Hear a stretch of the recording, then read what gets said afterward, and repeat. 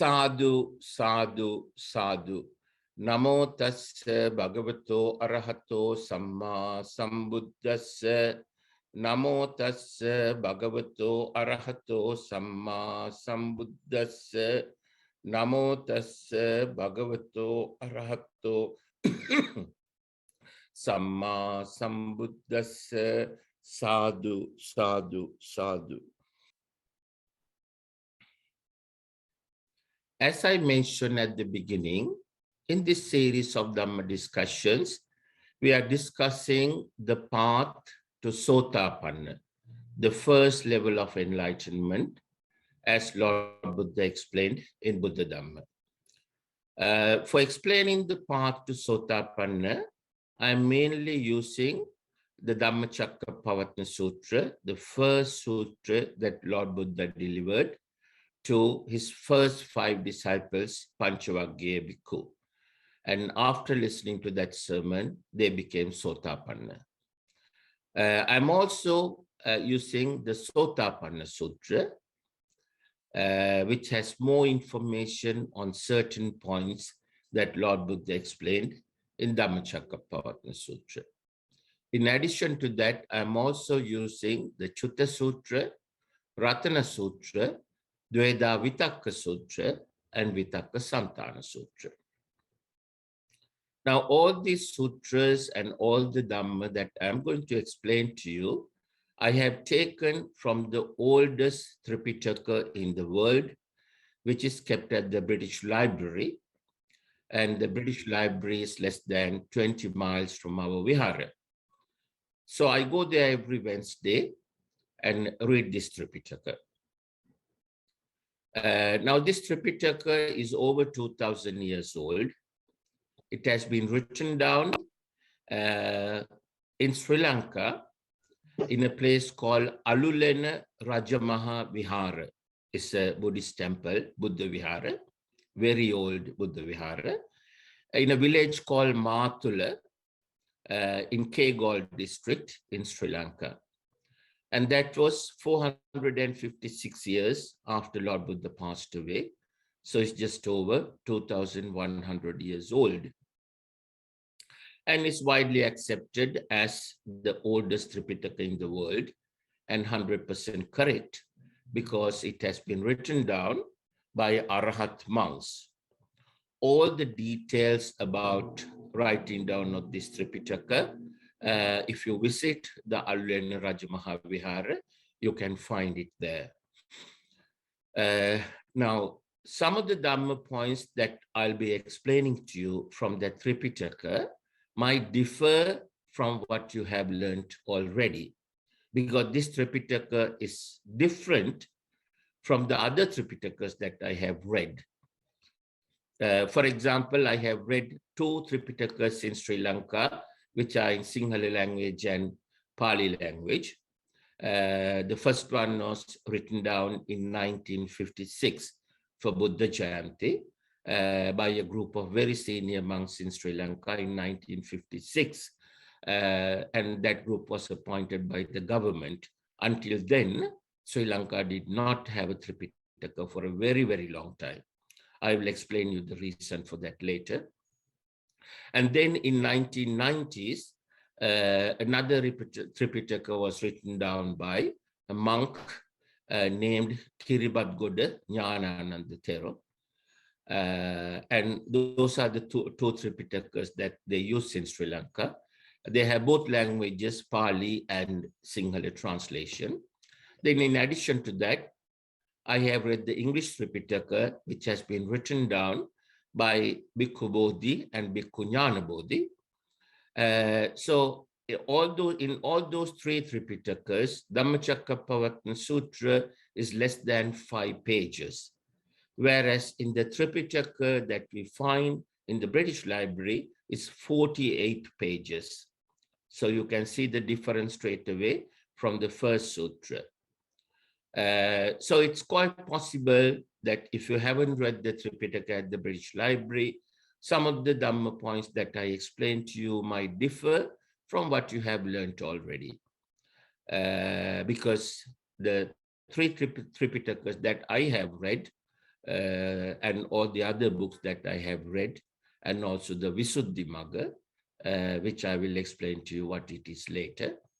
And all those books and Tripitakas were not written by Arahat monks, whereas the Tripitaka that's at the British Library, that has been written by Arahat monks. So that couldn't have any errors or mistakes.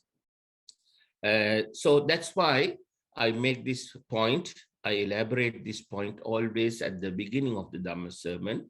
It's quite possible that some of the Dhamma points that I'm explaining to you from that Tripitaka might differ from what you have learned already. And if that is the case, please don't develop anger, resentment, or arguments against it. Just practice the principle that Lord Buddha explained in Kalama Sutra. In Kalama Sutra, Lord Buddha said, don't either believe or disbelieve what I say. Just listen to me carefully.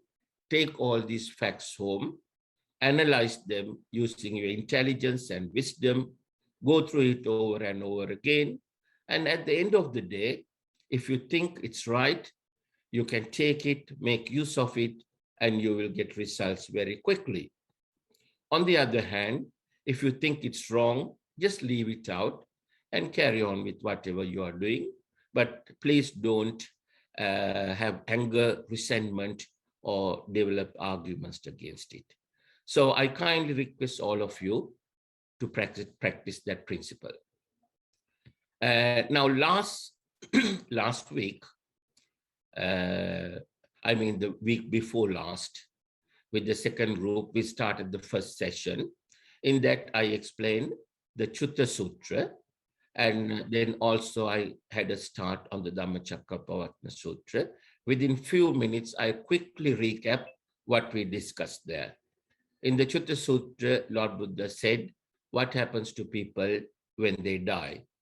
If by the time they die, if they have attained Arahathood, the fourth level of enlightenment, they will go to the best place known as Nibbana.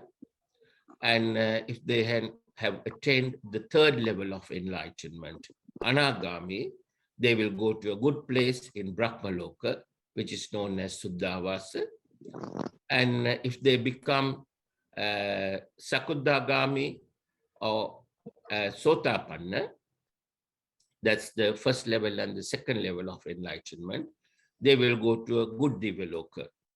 And they will continue on the path to their Nibbana. And those people who have become at least Sotapanna will never go to the four hells again. And all the others, Lord Buddha said, will end up in four hells in one way or the other. We discussed those details. And anyone wants to know the details again, please do question me during the question time, and I'm more than happy to explain it in detail. Don't feel shy to ask any questions. Question time is there to ask questions. Please feel free to ask any question that you think that you should ask. Then we got a start on the Dhammacakkappavattana Sutra. Now today, again, I'm going to explain to you the summary of Dhammacakkappavattana Sutra very quickly. Then we will take each point in the Dhammacakkappavattana Sutra and discuss it in more detail and try and comprehend each point and get a vision of Dhamma and come to Sammaditthi and become Sotapanna. Right. So in the Dhammacakkappavattana Sutra, at the beginning, Lord Buddha says, Pubbe ananusutesu dhammesu, meaning I'm explaining you a Dhamma you haven't heard before. This point is very, very important. We will discuss it in more detail later. Then Lord Buddha said, if you are to understand and comprehend this Dhamma, firstly, you have to come out of Kamasukallikkhana Yoga, and then you also have to come out of Attakilamatthana Yoga, and you have to come to Majjhima Patipada.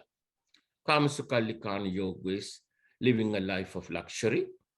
Atthakilamattana Yoga is living a life of austerity, giving unnecessary suffering to the body and the mind.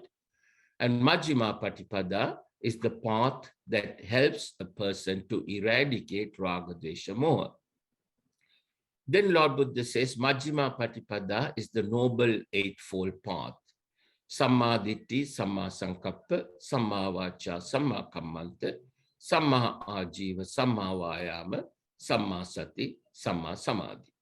Now we are going to discuss all these in detail later.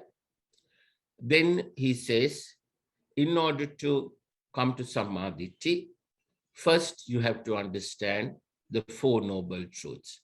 The noble truth of suffering, noble truth of the reason for suffering, noble truth of out of suffering, and the noble truth of the way out of suffering. Then he says, in order to understand the Four Noble Truths, there are four things that you have to do. Kalyana Mitra Sevana, Siri Saddharma Shravana, Yoniso Manasikara, and Dhammanudhamma Patipada. Kalyana Mitra Sevana means associating a person who is capable of explaining correct Dhamma to you that will help you to eradicate Raga, Dvesha, Moha. And then Siri Saddharma Shravana means listening to the correct Dhamma explained by that person and learning Dhamma. Yoniso Manasikara means what you have already learned by listening, go through it over and over again using your intelligence and wisdom and try and comprehend it and get a complete vision of Dhamma. And Dhammanudhamma Patipada, he explained as Sabba Papassa Karanam Kusalasya Upasampada, which means eradicate all unwholesome thoughts, unwholesome deeds, unwholesome qualities, then practice, cultivate, and accumulate wholesome thoughts, wholesome deeds, and wholesome qualities. So that's a summary of the Dhammacakkappavattana Sutra that's given in this old Tipitaka. Now let's start from the beginning. First point. Pubbe ananusutesu dhammesu. Lord Buddha says to the Panchavaggiya Bhikkhu, the first 5 disciples, I am explaining you a Dhamma that you haven't heard before.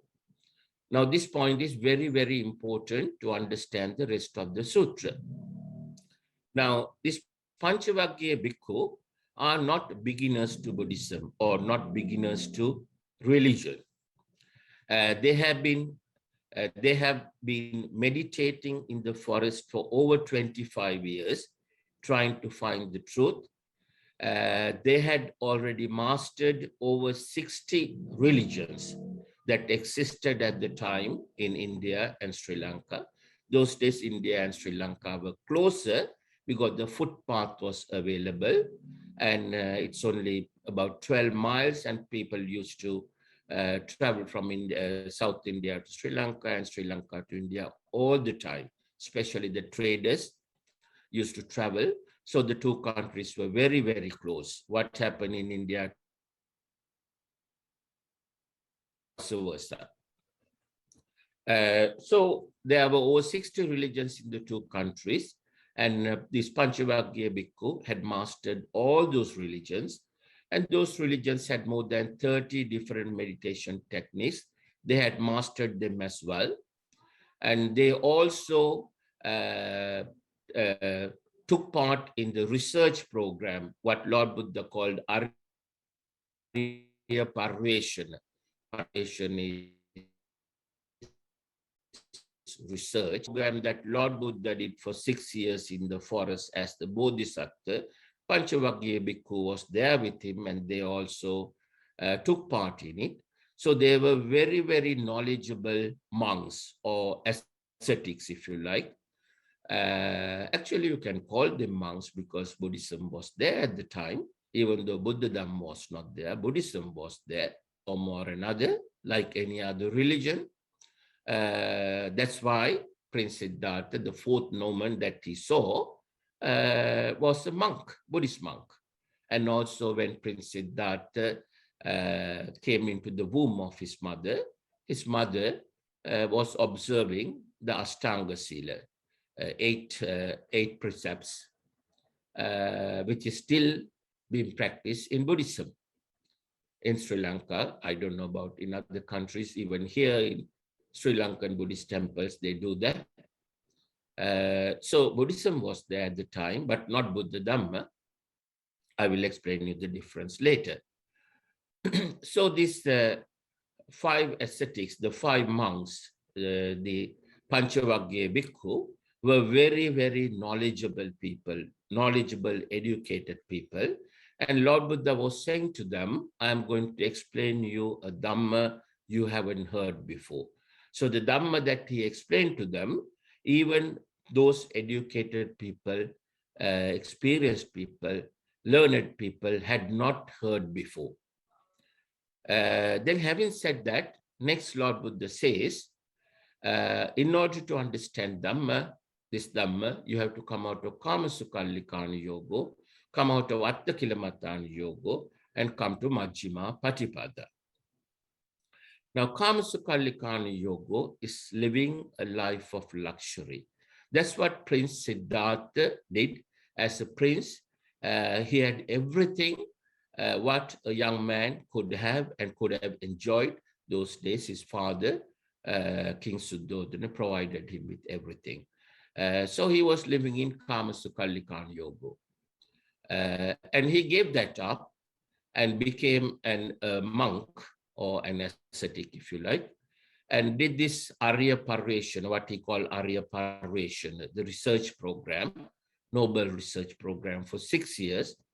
During that time, he went into the other extreme, Attakilamattana Yoga, giving unnecessary suffering to the body, thinking that it might help him to develop his wisdom to the highest level and understand the Dhamma, the universal laws, how this universe works.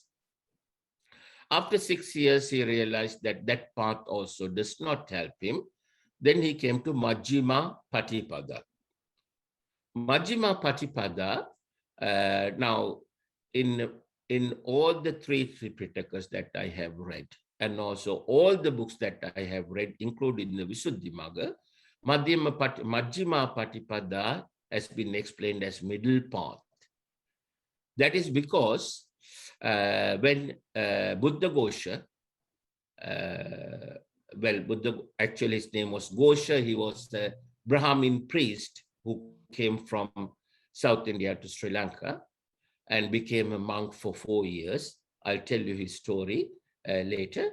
And he wrote this set of 17 books called Visuddhimagga. When he wrote that, he translated Majjhima Patipada as Madhyama Pratipada. Madhyama Pratipada in Sinhalese means, now Madhyama, now you have I think you have Madhyama Pradesh in India, right? The word Madhyama in Sinhala means middle, but the word Majji has quite a different meaning. Majji does not mean Madhya. You have Madhya Pradesh. Madhya in Sinhala language is middle. In Hindi also, I think it should be middle. That's why you have Madhya Pradesh. But in Magadhi language, the language that Lord Buddha preached in, Majji does not mean Madhya or middle. Majji means getting drunk of Raga, Dvesha, Moha.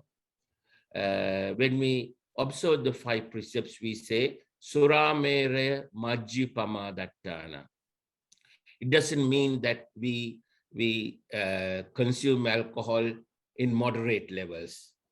It doesn't mean that. It says we will refrain from getting drunk of Raga, Desha, Moha through the consumption of alcohol and other substances. That's what the correct meaning is. So Majji means getting drunk of Raga, Dvesha, Moha. Ma means completely eradicating. Path is the way, the system. So Majjhima Patipada is the path that helps you to eradicate Raga, Dvesha, Moha. So he says, in order to understand this Dhamma, you have to come out of the Kamasukallikana Yoga, which is living a life of luxury, then Attakilimatana Yoga, giving unnecessary suffering to the body and the mind. You have to come to the path that helps you to eradicate Raga, Dvesha, Moha, not the middle path. If you say middle path, where is the middle path? If you ask 10 different people of the definition of middle path, they will give you 10 different definitions. So the definition of middle path is wrong. It's very, very important to get these definitions right, the meaning of the Dhamma words right. Otherwise, you will not be able to comprehend Dhamma. You'll be going on a wild goose chase. You'll be trying to understand something which is not there. If you try to understand what is the middle path, Lord Buddha hasn't talked about the middle path. Just think about it. Use your intelligence and wisdom and think about it. Could Majjhima Patipada be middle path? Or if it is middle path, what is the middle path? Whereas if we say Majjhima Patipada, means the path that helps to eradicate Raga, Dvesha, Moha completely, it makes sense. So these things you have to use your intelligence and wisdom, and you do yoniso manasikara. You have to analyze it, go through it over and over again, and try and comprehend it. Your mind must be convinced that this is right. Don't just believe it is right because I say it, then you will not comprehend Dhamma. You see, learning Dhamma is one thing. Lord Buddha called it janato, and then comprehending and getting a vision of it is something else. And in Magadhi language, Lord Buddha called it passato. So he said, in order to become Sotapanna, you have to janato passato of Dhamma. Not just dhanato, just learning, but like learning any other subject, it's not adequate, not sufficient. You have to learn as well as then comprehend it using your intelligence and wisdom and get a vision of it. Once you have comprehended it, you will get a vision of it, and then your mind is convinced, and it will have no doubts whatsoever. We will discuss about the doubts in more detail later. So it's important that you understand what is Kamasukallikana Yoga, what is Attakilimatana Yoga, and what is Majjhima Patipada. And if you understand them correct only, you will be able to practice them. Otherwise, you won't be able to do it. Right. Then Lord Buddha says, you have to, Majjhima Patipada is Samma Ditti, Samma Sankappa, Samma Vacha, Samma Kammanta, Samma Ajiva, Samma Vayama, Samma Sati, Samma Samadhi. Now we will discuss those 8 in detail when we talk about the 4th step, Dhammanudhamma Patipada, Sabba Papa Sakarunam, Kusala Supasampada. So let's move on to the next one. Lord Buddha says, if you are to come to Samadhi, first you have to understand the 4 noble truths. Noble truth of suffering,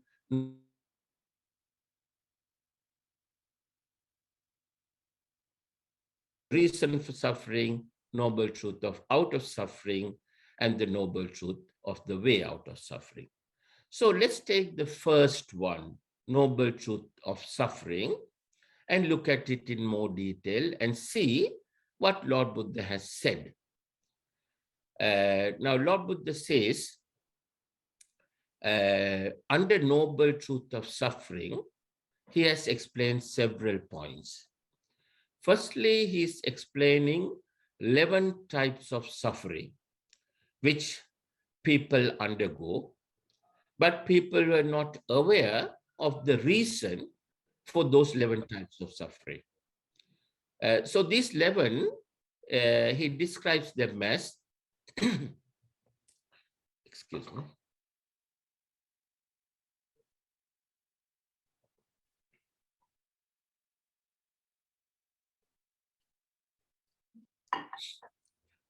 Jati pi dukkha, Jara pi dukkha, Vyadi pi dukkha, Maranang pi dukkha. So that's four. All four have a common word called pi. Jati pi dukkha, jara pi dukkha, vyadi pi dukkha. The correct meaning of these four is hidden in this word pi. Now, if you look at the other Tripitakas, the three Tripitakas that I have read, all the books that I have read, and also the Visuddhimagga, they describe as jati pi dukkha means life is suffering or birth is suffering, and then jara pi dukkha is getting old is suffering, vyadi pi dukkha is getting sick is suffering, maranam pi dukkha means death is suffering. Now, Lord Buddha at the beginning said to Panchavagya Bhikkhu, I am explaining you a Dhamma you haven't heard before. So can you imagine that Panchavagya Bhikkhu, all this they have been meditating and practicing, learning this other religions, 64 religions, and over 30 meditation techniques over 20 years. They didn't know that getting old is suffering. Didn't they know that falling sick is suffering? Even a 10-year-old child knows getting old is suffering, and especially falling sick is suffering. So having said that, I'm explaining you Dhamma you haven't. Lord Buddha couldn't be meaning that life is suffering, birth is suffering, death is suffering, getting old is suffering, getting sick is suffering. That's not possible. So there's a deeper meaning to it. The deeper meaning is hidden in the word pi. So let's take the first one, jati pi dukkha. Here jati means there's a sutra called Jati Dharma Sutra in the Tripitaka. In that sutra, Lord Buddha says that everything in the world can be categorized or classified into different jatis. For example, people's jati, animals jati, different types of trees, different types of flowers, different types of rivers, different types of, let's say, cats, different types of dogs, different types of cars, different types of motor bicycles, different types of petrol. That way, everything in the world can be classified into different types. And that is what Lord Buddha meant by jati here. So when we say jati, so what he meant was everything in the world. Pi dukkha. Now the meaning of the word pi, if you really want to find out where it comes from, you have to look at the second noble truth. Second noble truth is the cause of suffering or the reason for suffering. And there Lord Buddha says in the Dhammacakkappavattana Sutra, the reason for suffering is tanha, kama, vibhava, tanha. Tanha means, in simple terms, when you explain it in English, there are no proper words to explain that. But the word with the nearest meaning that we can take is attachment. Tanha is attachment with raga, dvesha, moha. Now, it's very important to understand the meanings of these words like raga, dvesha, moha. Raga is attachment with desire or greed. If you like something or someone, and if you get attached to it, mentally attached to it with desire or greed, then that is called raga. And then dvesha is the opposite of raga. If you like, the raga is one side of the coin, dvesha is the other side of the coin. Dvesha means you are getting mentally attached to something with anger or resentment because you don't like it.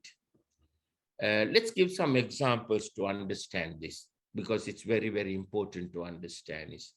Raga is, let's say, if you are attached to uh, let's say, your mother, because of what you are receiving in return from her, or what you are receiving from her as a child, then your attachment, it is raga, desire and greed.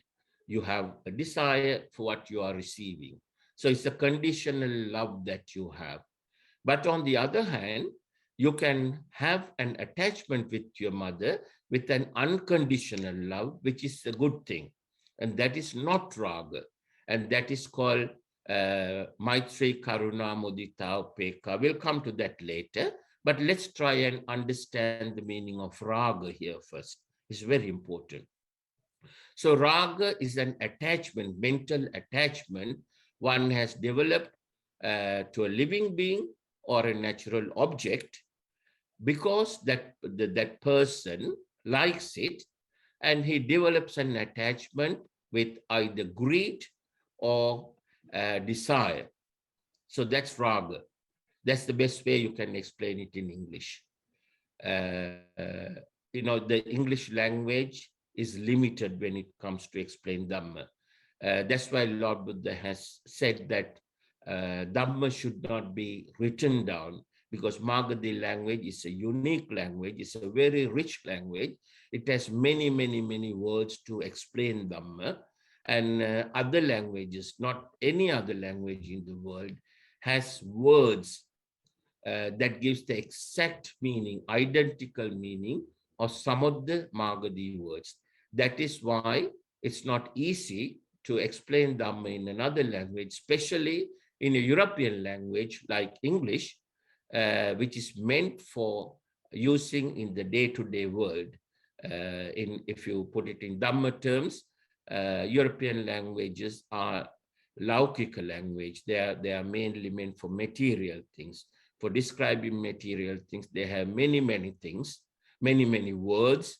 But when it comes to describing spirituality, especially Buddha Dhamma, they don't have enough words.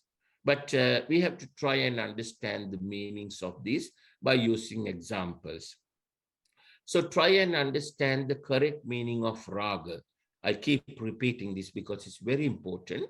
Raga is the mental attachment one could develop with an object or a living being, or a person, or living being, let's say. It could be a human being, it could be a dog, it could be a cat, it could be any other animal.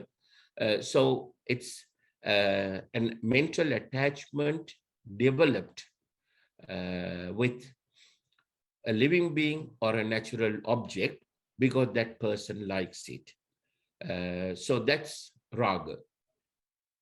Mental attachment with desire or greed.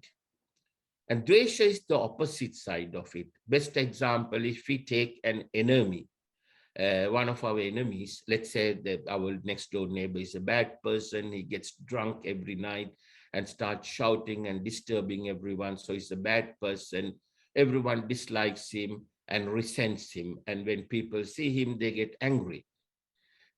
So a person who doesn't know Dhamma will develop an attachment with him with dvesha, mental attachment. Every time when they see that person, they feel angry and resentment. So that is dvesha, developing an attachment with a person or an object with anger and resentment. It could be an object sometimes. For example, if a person lives near an airport and if it is noisy, if the person doesn't know Dhamma, and he could develop an anger with the noise. When the planes are taking off and landing, people could develop anger and resentment. So that is dvesha. Moha is the things that we do due to lack of knowledge of the Four Noble Truths. We have raga and dvesha because of moha. Moha is not knowing the Four Noble Truths.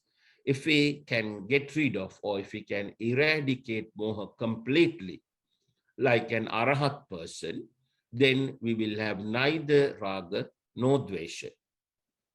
I hope that gives you some understanding of the three words, raga, dvesha, moha. But if you have any doubts, please feel free to question me during question time. I will explain you again. So going back to the four types of suffering that we discussed. The first one we are discussing jati dukkha. So jati means anything that is in the world. P means attachment, attachment with raga, dvesha, moha. So what it means is jati pi dukkha. What it means is if we develop a mental attachment to any natural object or any living being in this world, if we develop a mental attachment with raga, dvesha, moha, that will end up causing us unhappiness and suffering. That's what it means. It doesn't mean life is suffering or birth is suffering. So the root cause of suffering, again, here it highlights is tanha, which is attachment with raga, dvesha, moha. Then jati pi dukkha, jara pi dukkha. Jara means getting old. Now, if we have developed a mental attachment with raga, dvesha, moha to a living being or a natural object, when that living being, let's say if it is our mother, if she is getting old, and that will cause us suffering because she will not be able to provide the same things that she provided for us before, because our attachment to her is with raga, dvesha, moha, and not with loving kindness, equanimity, and sympathetic joy. If that is the case, then if she is getting old, and we will start to suffer because the benefits that we were receiving are going down.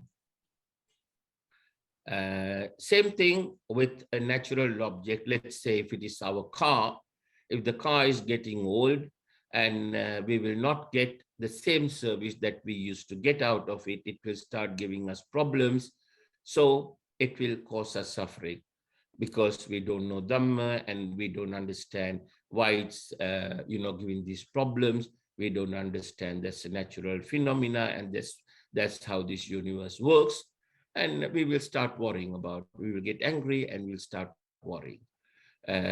So that's what jara pi dukkha means. Vyadhi pi dukkha. Vyadhi pi dukkha means getting sick. Now, if we are attached to our mother with raga, dvesha, moha, and if she is falling sick and we will not get the benefits that we were getting before, then we will get angry, we will not be happy, and we'll be suffering.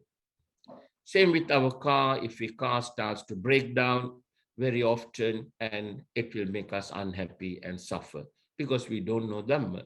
If we knew Dhamma, then our attitude will be different. We'll be able to understand that the car is old and it is expected, it could happen.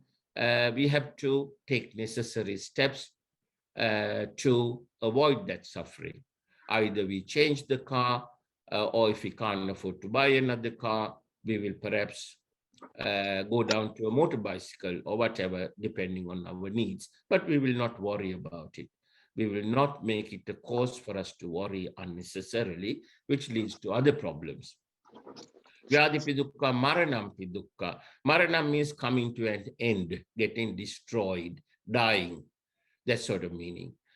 So if we are attached to our mother with raga, dvesha, moha, and if she dies, we'll be suffering, we'll be worried because of the benefits that we were receiving from her, we will not get them anymore. Same thing with our car or house. If it gets destroyed completely, we'll be worried and suffering because we will not get the benefits that we were getting from it. So the reason for suffering there is also attachment. Attachment because we don't know Dhamma. So the first four types of suffering, Lord Buddha explained, all four, jati pi dukkha, jara pi dukkha, vyadhi pi dukkha, maranam pi dukkha. Lord Buddha explained that these four types of suffering people undergo people cannot eradicate that suffering from their mind because they don't know the cause of the suffering. They didn't know the cause of the suffering. And if they knew the cause, then they can remove the cause. According to the cause and effect theory, if you want to change the effect, you have to change the cause. So without understanding what the cause is, you cannot remove it. So that's what happened in the past before Lord Buddha started to explain Dhamma. And that's what Lord Buddha explained to Panchavaggiya Bhikkhu in the Dhammacakkappavattana. That's the first four types of suffering. Then let's look at the next five. The next five are very similar to each other, but they are in different scales as a result of different causes. Now, the next five, our Lord Buddha said, excuse me.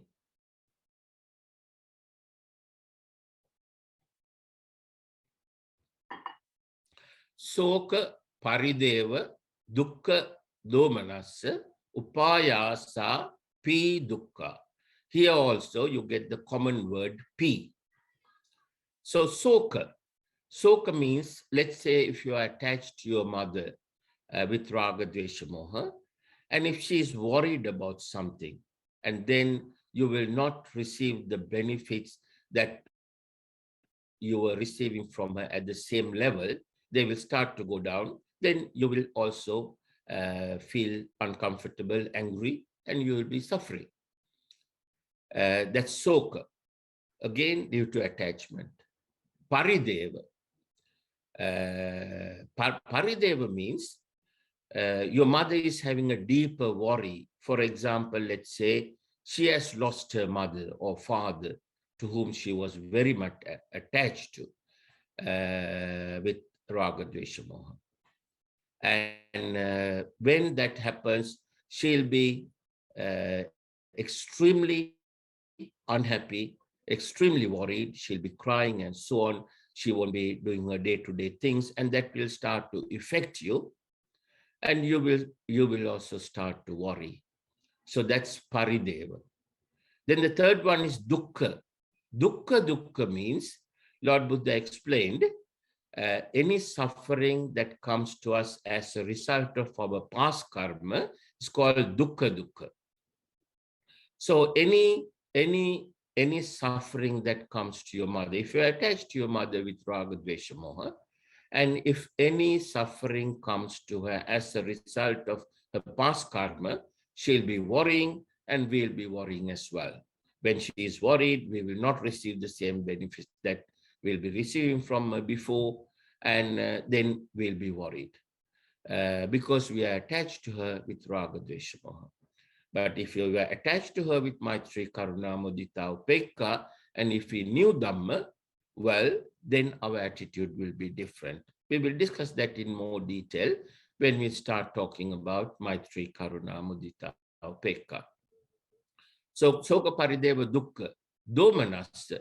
Domanassa means your mother has even a bigger worry and she's depressed. And she's suffering from depression, and you have to take her to the doctor, and she's not doing anything, any work. She used to help do the cooking before, take the grandchildren to school and whatever, helping you in many ways. All those things will either deteriorate or come to an end, and that will start to affect you, and it will make you angry and unhappy, and you will suffer because you don't know Dhamma.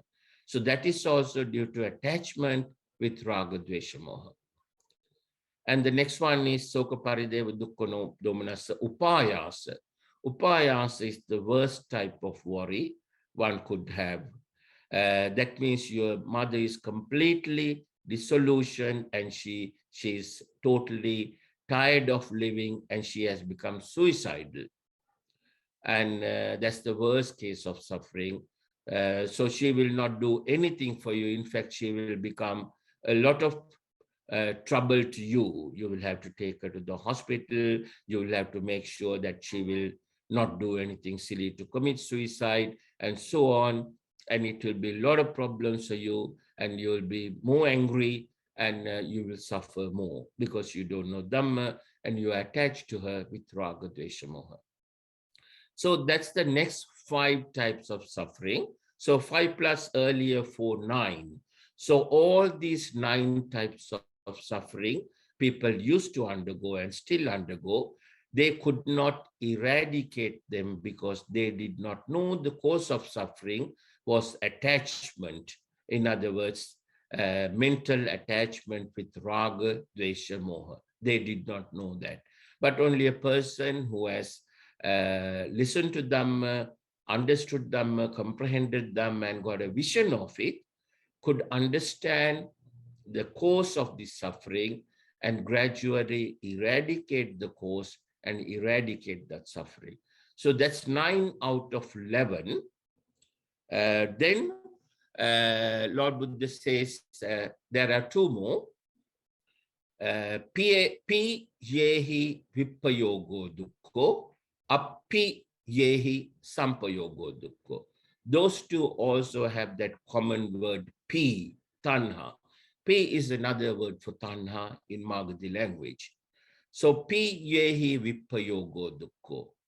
If you're attached to something or someone with raga, dvesha, moha, and if you have to be part with it, if you have to leave it, or if that person or object has to go away, or if you have to go away from that person or that object, the benefits that you are receiving from that person or from that object, you are going to lose.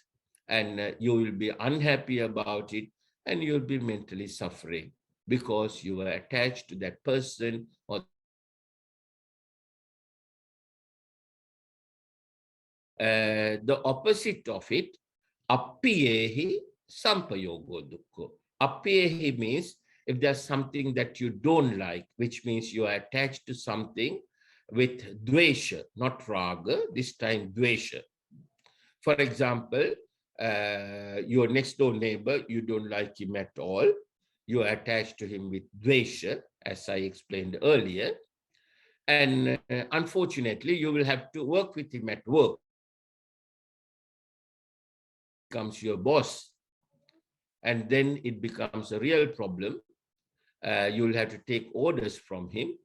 And you are closer to him. You have no choice but to work with him. So that will cause you suffering, immense suffering, because you are attached to that person with dvesha. Same with objects. Sometimes you will have to, eat certain foods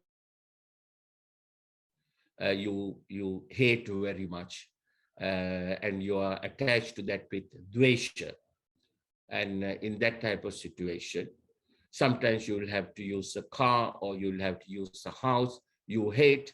You might have to live in a house that you really hate, or you get a house from your company, you are transferred to far away, and you are placed in a neighborhood that you don't like. And you hate the neighborhood, you hate the people, you hate the house, but you have no choice but to live there. So you will suffer because you don't understand Dhamma, and you are attached to that place with dvesha. So those 2 types of suffering are also due to attachment with raga, dvesha, moha. So Lord Buddha explained these 11 types of suffering that people used to undergo at that time, and still people undergo. And even Panchavaggiya Bhikkhu did not know the reason for these 11 types of suffering. So even they couldn't eradicate that because they didn't know the cause. Without knowing the cause, you cannot eradicate something. That is the cause and effect theory that Lord Buddha discovered. It is the most advanced theory in the world, most advanced scientific theory in the world. Using that theory, Lord Buddha explained the entire universe. He explained, using the cause and effect theory, he explained how every planet in this universe, how every living being living on these planets, how every natural object existing on these planets, how they came into existence, how they continue their existence, how this existence can be stopped, and if it is not stopped, how it will destroy itself, recreate it, recreate itself naturally.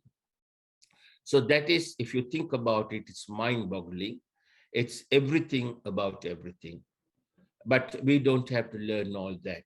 That's why Lord Buddha said, while traveling through a forest with his disciples, he picked up 4 leaves from a tree and he said, my disciples, the amount of Dhamma that I comprehended is equivalent to all the leaves in this forest. But I am going to explain you Dhamma that is equivalent to these 4 leaves, and I call them 4 noble truths. So out of all Buddha discovered, he mainly explained the 4 noble truths to people because that's all we need to eradicate our suffering. But he went one step further. In Abhidhamma, he explained more advanced Dhamma, superior beings who came from Divyaloka and Brahmaloka and asked him various questions. And their level of intelligence and wisdom is higher than human beings. So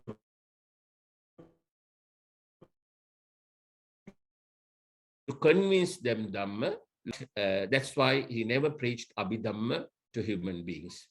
So it's important to understand we don't have to learn Abhidhamma in order to comprehend the 4 noble truths and go all the way to Arahathood. Here we are not talking even Arahathood, we are only talking of the first level of enlightenment, Sotapanna, which is the most important one, which helps us to protect ourselves from going to the 4 hells, where their suffering is immense. 99% of the suffering that we find in these 31 planes, Lord Buddha said we find in the 4 hells. The 4 hells are the animal kingdom, the ghost kingdom, that is the Bhutaloka, then the Pretaloka, what we call the inferior ghost kingdom, and the hell itself. The suffering in those places are immense, and Lord Buddha has explained some of them in certain sutras like Devadutta Sutra and so on. But the important thing, Lord Buddha said, if you are born as a human being, the most important thing that you should do is you should comprehend Dhamma, come to Sammaditi and become Sotapanna, so that you will completely change your lifestyle. And as a result of that, you will substantially reduce committing unwholesome thoughts, unwholesome deeds, and accumulating unwholesome qualities, and also accumulating sins. And as a result of that, you will never ever go to the 4 hells again. So that's why it is important for us to become Sotapanna. I explained that in the Cuta Sutra earlier, why it is so important to become Sotapanna. Now it's about 12 minutes past 7 in London time. I will explain one more point quickly and then go into question time. Then in the 4 noble truths, where Lord Buddha explained these 11 types of suffering, finally he says, Yampi ichang nalabati tampi dukkang sankittena pancha upadana skandha dukkha. Yampi ichang nalabati tampi dukkang. What it means is it's one quality that you find in all these 11 types of suffering that he explained. And the Yampe Chang Nalabati Tampi Dukkang means if you desire something, if you have developed a mental attachment to something with Raga, Dvesha, Moha, and if you don't get it, or the opposite of it, if you have developed an attachment with Dvesha to something that you don't like, something or someone, if you get that, that will cause you suffering. And you will types of suffering, you can see this feature. Think about it when you do yoniso manasikara, using your intelligence and wisdom. Think about it. all these 11 types of suffering has this feature, this quality, yampi ichang nalabati tampi dukkha. That means if we are attached to something with raga, dvesha, moha that we like, and if we don't get it, it will cause us suffering. And the opposite of it, if we are attached to something with dvesha, because we don't like it, and if we happen to get that, that will also cause us suffering. That's yampi ichannalabhati tampi dukkha. Then the most important sentence here is sankittena pancha upadana skandha dukkha. Now, we will discuss it in great detail. Now, the entire Sotapanna Sutra, Lord Buddha has dedicated to explain this Sankittena Pancha Upadana Skandha Dukkha. Sankittena, Sang means Raga, Dvesha, Moha, the klesha. Sankittena, Pancha Upadana Skandha. Pancha Upadana Skandha, we will discuss it in great detail later, but just to mention here, Pancha Upadana Skandha, Lord Buddha said, Rupa Vedana Sanya Sankara Vijnana. And when you, that's the Pancha Skandha, when you developed an attachment to Pancha Skandha with either Raga or Dvesha, then Lord Buddha called it Pancha Upadana Skandha. So Sankittena Pancha Upadana Skandha means the entire Pancha Upadana Skandha made of Raga, Dvesha, Moha is suffering. Sankittena Pancha Upadana Skandha Dukkha. We will discuss it in more detail next time. So that's where I will stop now, and I will give you time to ask questions. You have about 1 hour 45 minutes to ask questions. Please ask your questions from what we discussed so far relating to Sotapanna Marga and Sotapanna Phala. Don't go any further, then I will not be able to continue the Dhamma discussion in a progressive way, because if I have to explain things from what I am going to explain later, then the way that the discussion is flowing will be disturbed. So please do limit your questions to what we discussed so far. So far, we discussed the entire Chitta Sutra and also part of the Dhammacakkappavattana Sutra. You can ask any questions from these. And also any questions about the Tipitaka at the British Library, how it came here, and so on.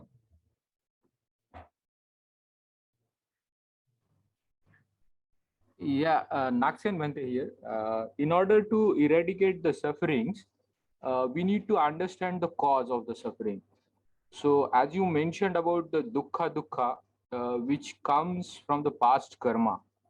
So, obviously, I mean, in this particular birth, I may not be aware about the past karmas. So, in order to eradicate from them, what one should do? I mean, how one should work to eradicate dukkha? Well, we'll be discussing that in more detail later. You see now, after discussing these 11 types of suffering and the Sankittena Pancha Upadana Skandha Dukkha, the next point that we'll be discussing is Dukkha, Sankara Dukkha, and Viparinama Dukkha. You know, Lord Buddha classified suffering or Dukkha in so many different ways to help people to try and understand this and comprehend it and get a clear vision of it. So firstly, he categorized into 11 categories. He's showing that. Then he's explaining it as the Panchaskandha and the Pancha Upadana Skandha. Then he goes on to classify it as Dukkha, Sankara Dukkha, Viparinama Dukkha. So when we come to that, we will discuss it in detail. I will answer your question. So please ask that question again. Maybe another 2 or 3 discussions, we will come to that. Next discussion will be mainly on the Panchaskandha and the Panchopadanaskandha. And after that, we'll be coming to Dukkha Dukkha, Sankhara Dukkha, and Viparinama Dukkha. There we'll be discussing the techniques that Lord Buddha explained as to how to eradicate our past karma. He said more than 90% of the past karma that we have, majority of the people, can be eradicated. That's what he taught Angulimala. I'm sure you have heard of Angulimala, a man who murdered over 1,000 people.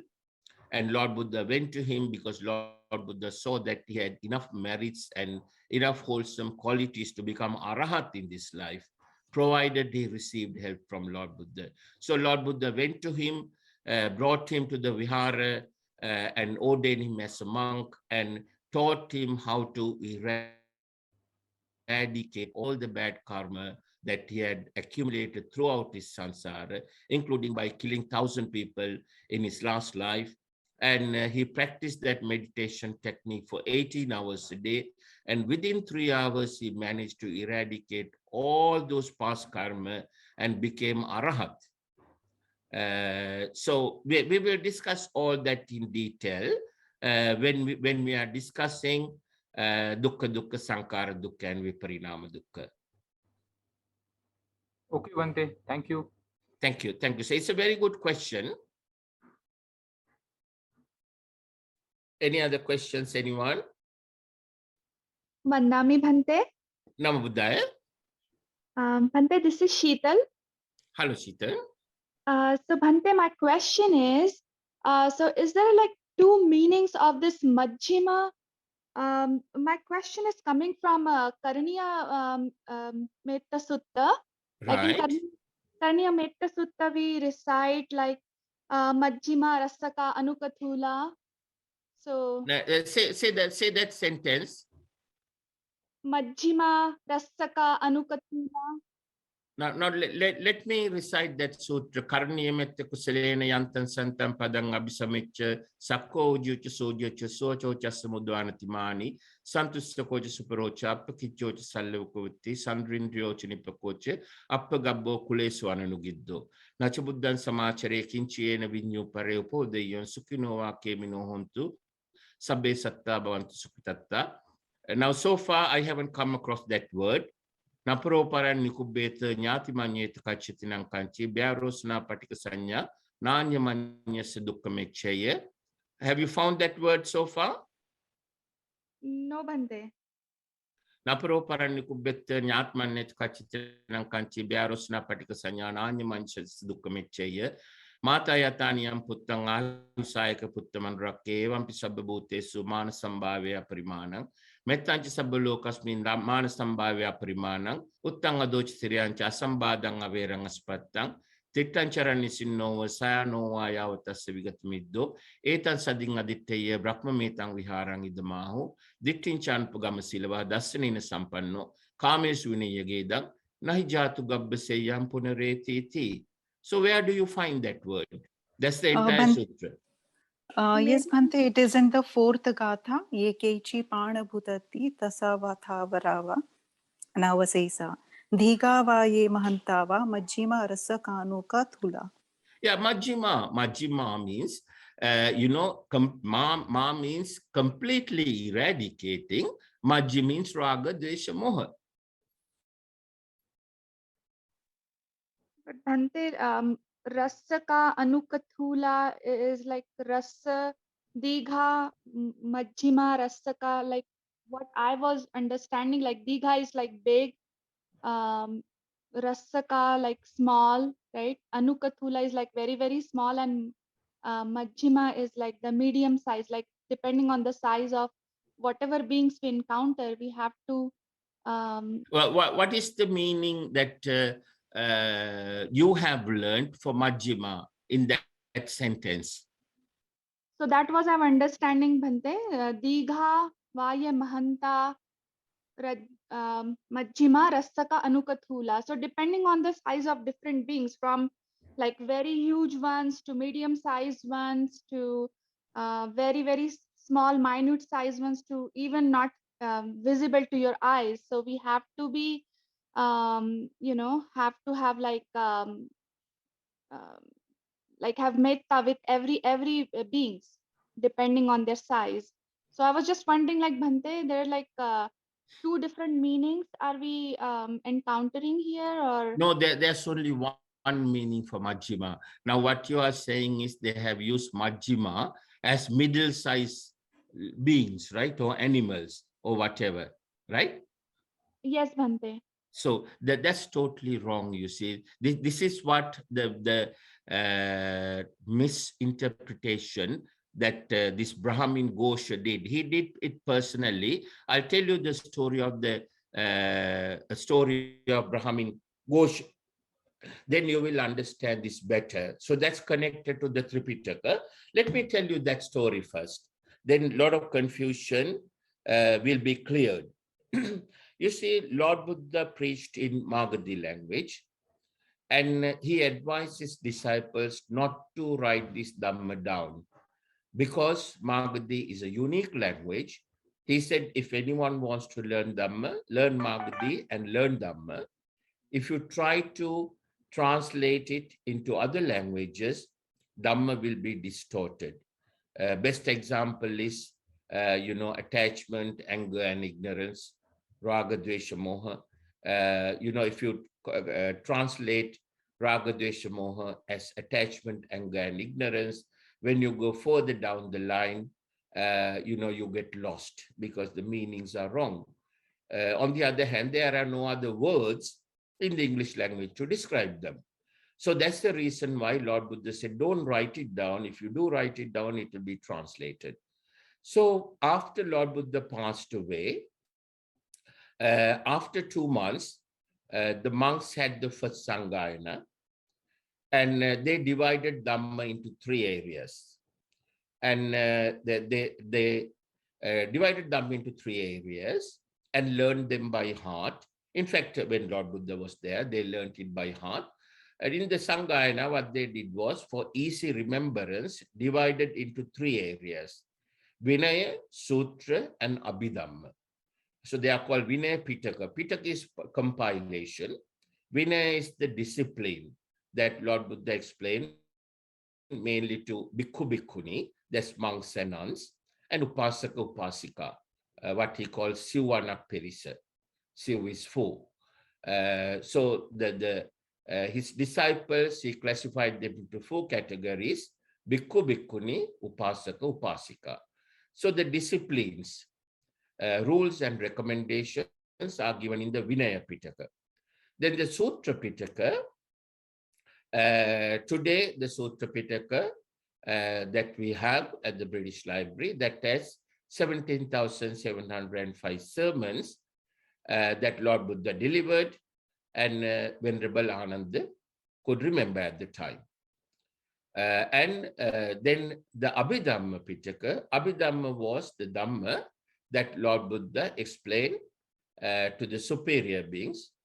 Some Arahat monks could understand that, not even all the Arahat monks. Some Arahat monks could understand that. And there was some Abhidhamma that Lord Buddha explained to Brahma and Deva. They couldn't understand it. Even Venerable Sariputta, who was only second to Lord Buddha in terms of wisdom, could not understand. It was so advanced about this universe. So Abhidhamma, whatever the Arahat monks could understand, they put it to the Abhidhamma Pitaka, and they learned them by heart and carried them by word of mouth from generation to generation. They did not write them down. So after 456 years after Lord Buddha passed away, Buddha Dhamma was thriving in Sri Lanka.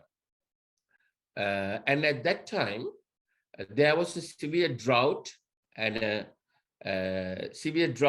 famine in Sri Lanka. Actually, Sri Lanka was called Siuhela at the time. That the word Siuhela later became Sinhala. They call it Sinhala language and Sinhala nation. but the correct word was Sivhela. Siv means four. The reason is Sri Lanka being an island. It has 104 rivers flowing into the sea, but there are four main rivers that starts from one point, and that point is where the footprint of Lord Buddha is set, and that's called Sri Pada. It's a mountain. From that mountain, from one point, four main rivers flow into the sea, dividing the island into four areas. And those four areas were called Sivhela, four areas, four districts, if you like. So it was called Sivhela. And Buddha Dhamma was thriving there at the time. There were a lot of Arahat monks. Then this drought, famine and drought came. And a lot of people, about 50% of the population died due to lack of food and water, including monks. So there's a district called Kegol district. It's called Kegol district today. And this district always have water. At that time, they had water during this famine and the drought. Even today, every 15 to 20 years, we get a drought in Sri Lanka. Not as bad as it used to be, but still it happens for some reason. And when that happens, we still have water in the Kegol district. They never run out of water for some reason. So even at that time, there was water there. Because of water, there was food. Obviously, Sri Lanka was an agricultural country.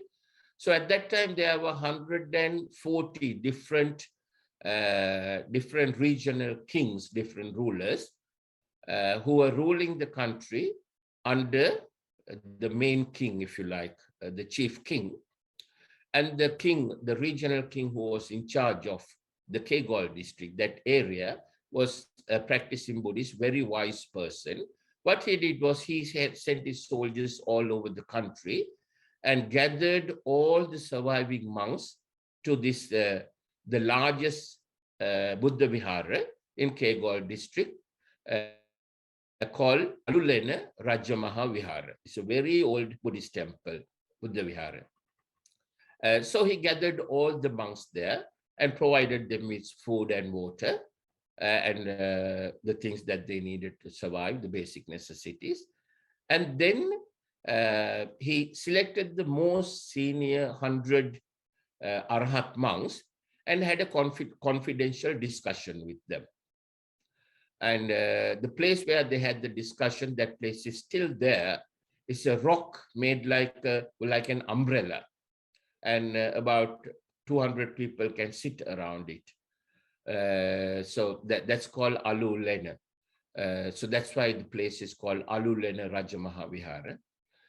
So they had a discussion there. The discussion was about, now if this drought is to continue, and if it affects Kegol district also, and if all the people are to die in Sri Lanka, what's going to happen to this invaluable Dhamma? So they thought Dhamma might disappear. So the king requested the monks to divide into two groups, 50 each, and have a debate, constructive debate on this point. One group was debating that it should be written down due to following reasons, and the other group was debating that it should not be written down due to following reasons. So after debating for 2 days, they came to the conclusion, they all unanimously agreed, even though Lord Buddha said not to write it down, under these difficult circumstances, it should be written down. So they gave their recommendations to the king. King agreed. And with the sponsorship of the king, they wrote down the Tipitaka for the first time. And they prepared 2 Tipitakas. It was a tradition in Sri Lanka those days. The books were written down mainly on ola leaves. And some important documents were written down on gold leaves, silver leaves, and copper leaves as well. But mainly on ola leaves, because ola leaves were cheaper to produce. Obviously, gold leaves were very expensive to produce. So always when they write an important book about Dhamma or about history, they wrote down 2 books. One was given to the only Buddhist library they had at Mahavihara. The Mahavihara is still there. And the other one was buried underground in a secret location. Only the people who were involved in writing down that book or the manuscript knew where it was. That is for security reasons. So similarly, they prepared two Tripitakas.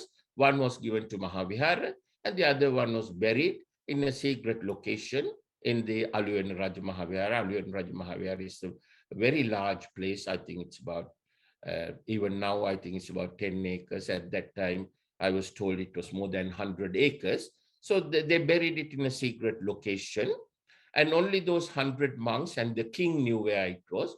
And the king requested the monks not to tell anyone. So after those monks passed away and the king passed away, no one knew where that one was, the one that was buried underground. And the one that was given to Mahavihara, Mahavihara looked after it for 912 years after Lord Buddha passed away. Then at that time, Buddha Dhamma had disappeared from South India, almost disappeared, and Brahminism was thriving. So at this time, monks started to go from Sri Lanka to India with the traders, you know, the carts that were carrying goods. Sri Lankan traders were going to South India and South Indian traders were coming to Sri Lanka. With these carts, monks started to go to South India and started preaching Buddha Dhamma. And after some time, the Buddha Dhamma was getting popular again, and that became a threat to the Brahmins because their disciples were converting into Buddha Dhamma and they were losing disciples and their benefits. So but what the Brahmin monks did was, they all got together, the most senior monks, Brahmin monks in South India, they got together and had a discussion as to what to do about it. And having discussed the matter for several days, they came to the conclusion that in order to protect Brahminism and their privileges, Buddha Dhamma must be destroyed. So they made a plan for it, and they collected funds from the wealthy people in South India to carry out that plan, and they appointed a team of highly educated and very experienced Brahmin monks, and the head of that group was the Brahmin priest called Gosha. And he was a language expert, and he could speak all the languages that existed in India at the time, more than 50 languages.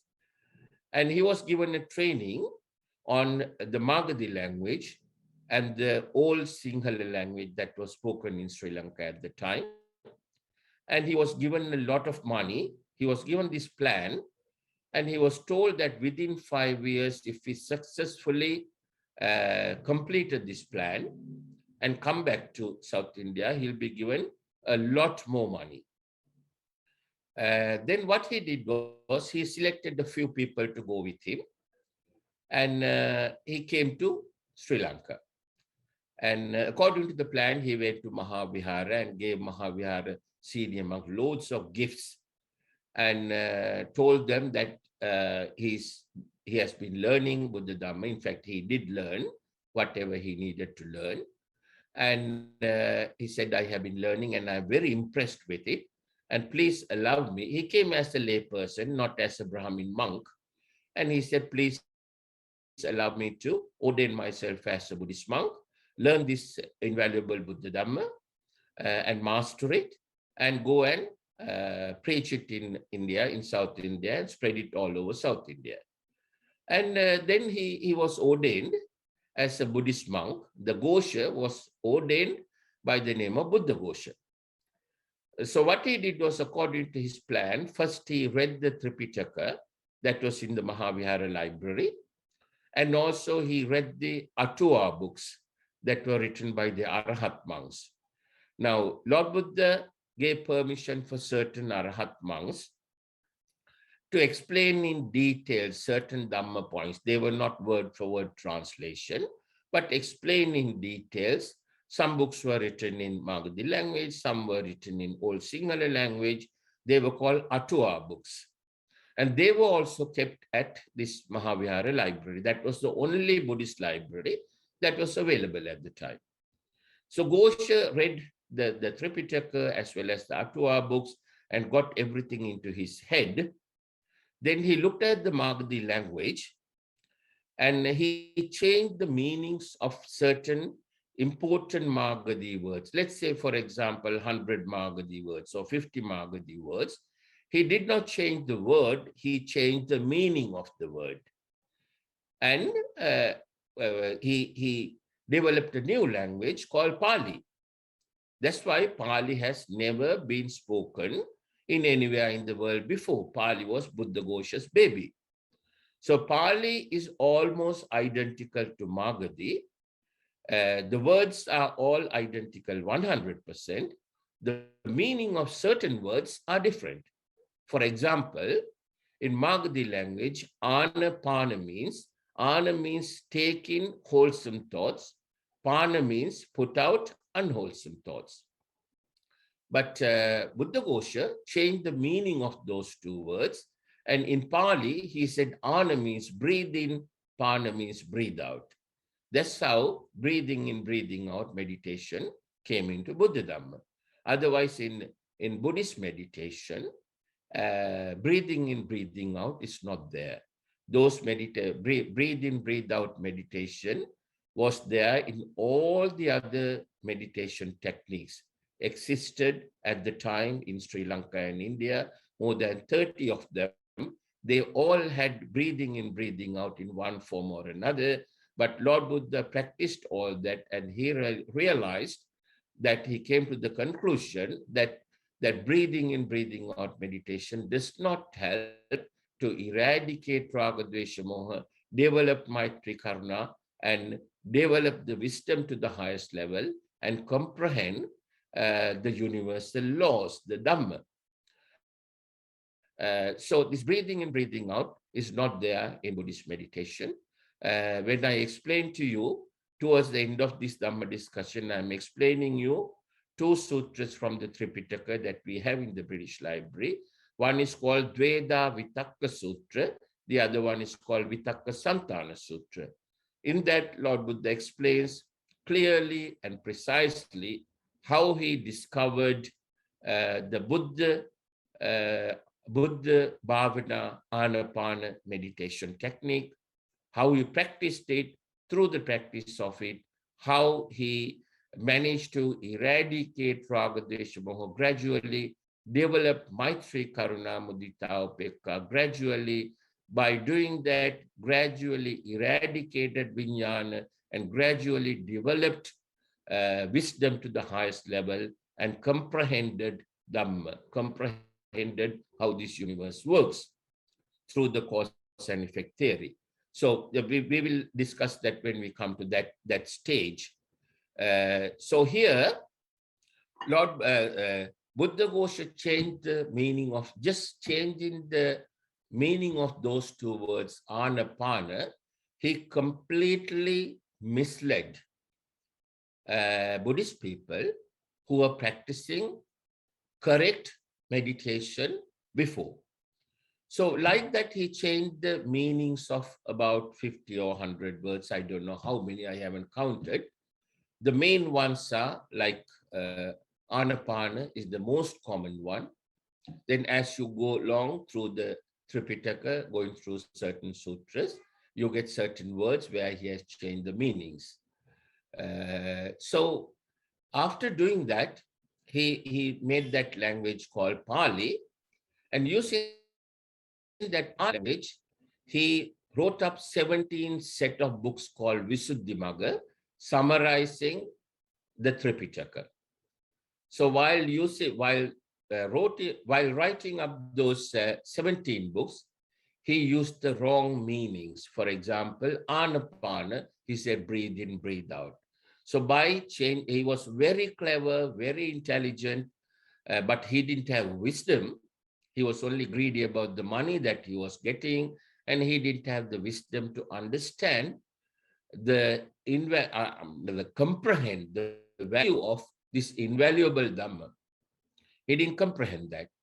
He read it and learnt it and remembered it, and he could very well distort it because he was a clever man, clever and intelligent man, but not a wise man. So he very cleverly distorted Buddha Dhamma by changing the meanings of few Magadhi words. So he wrote up this Visuddhimagga, 17 books, summarizing the Tripitaka, using his Pali language, giving the wrong meanings.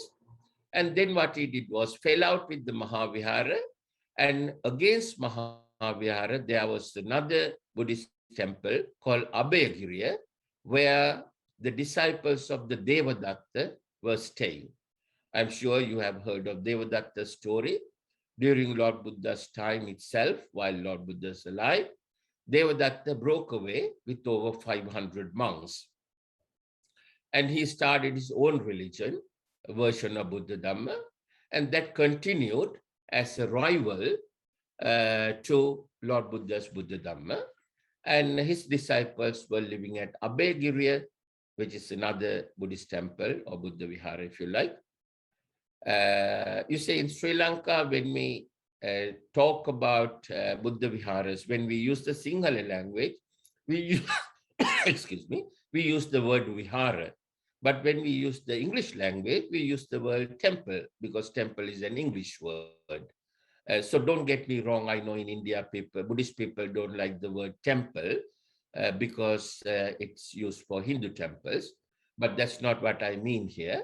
In Sri Lanka, when we speak in English, we say Buddhist temple. When we speak in Sinhala language, we say Buddha Vihara. So this Abhayagiriya was against the Mahavihara. Abhayagiriya had the good monks who were practicing Sila Samadhi Prajna and attaining Sotapanna up to Arahathood.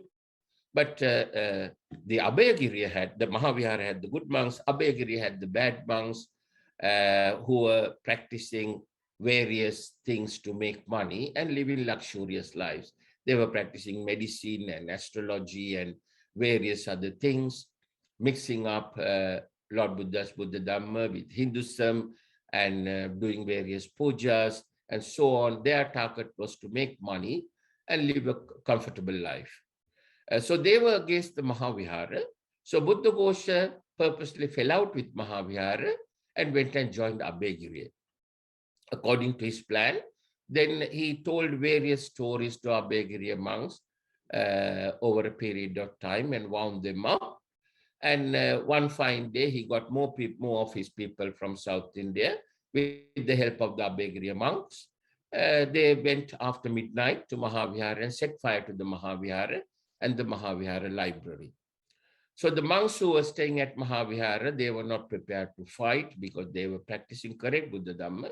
They ran away to the forest to save their lives. And the entire Mahavihara was burned down to the ground. Entire Mahavihara library, including the Tripitaka and including the Atua books, they were all burned into ashes. So after that, no one knew about the Tripitaka that was buried underground in the Alulena Raja Mahavihara. And people didn't have any other Buddhist library or any other Buddhist book to teach Buddha Dhamma other than the Visuddhimagga. So the Abhayagiriya monks took over the Mahavihara also. They rebuilt it. They established that as their head office. And from Abhayagiriya and the Mahavihara, they started spreading Dhamma from the Visuddhimagga, which perfectly suited their cause. Visuddhimagga basically says that it's not possible to attain Sotapanna or go beyond in this life. That's the bottom line of Visuddhimagga. It says, you know, you do this puja, that puja, and keep accumulating merits until the next Buddha appears in this world. So that's the bottom line of Buddha Ghosha's Visuddhimagga.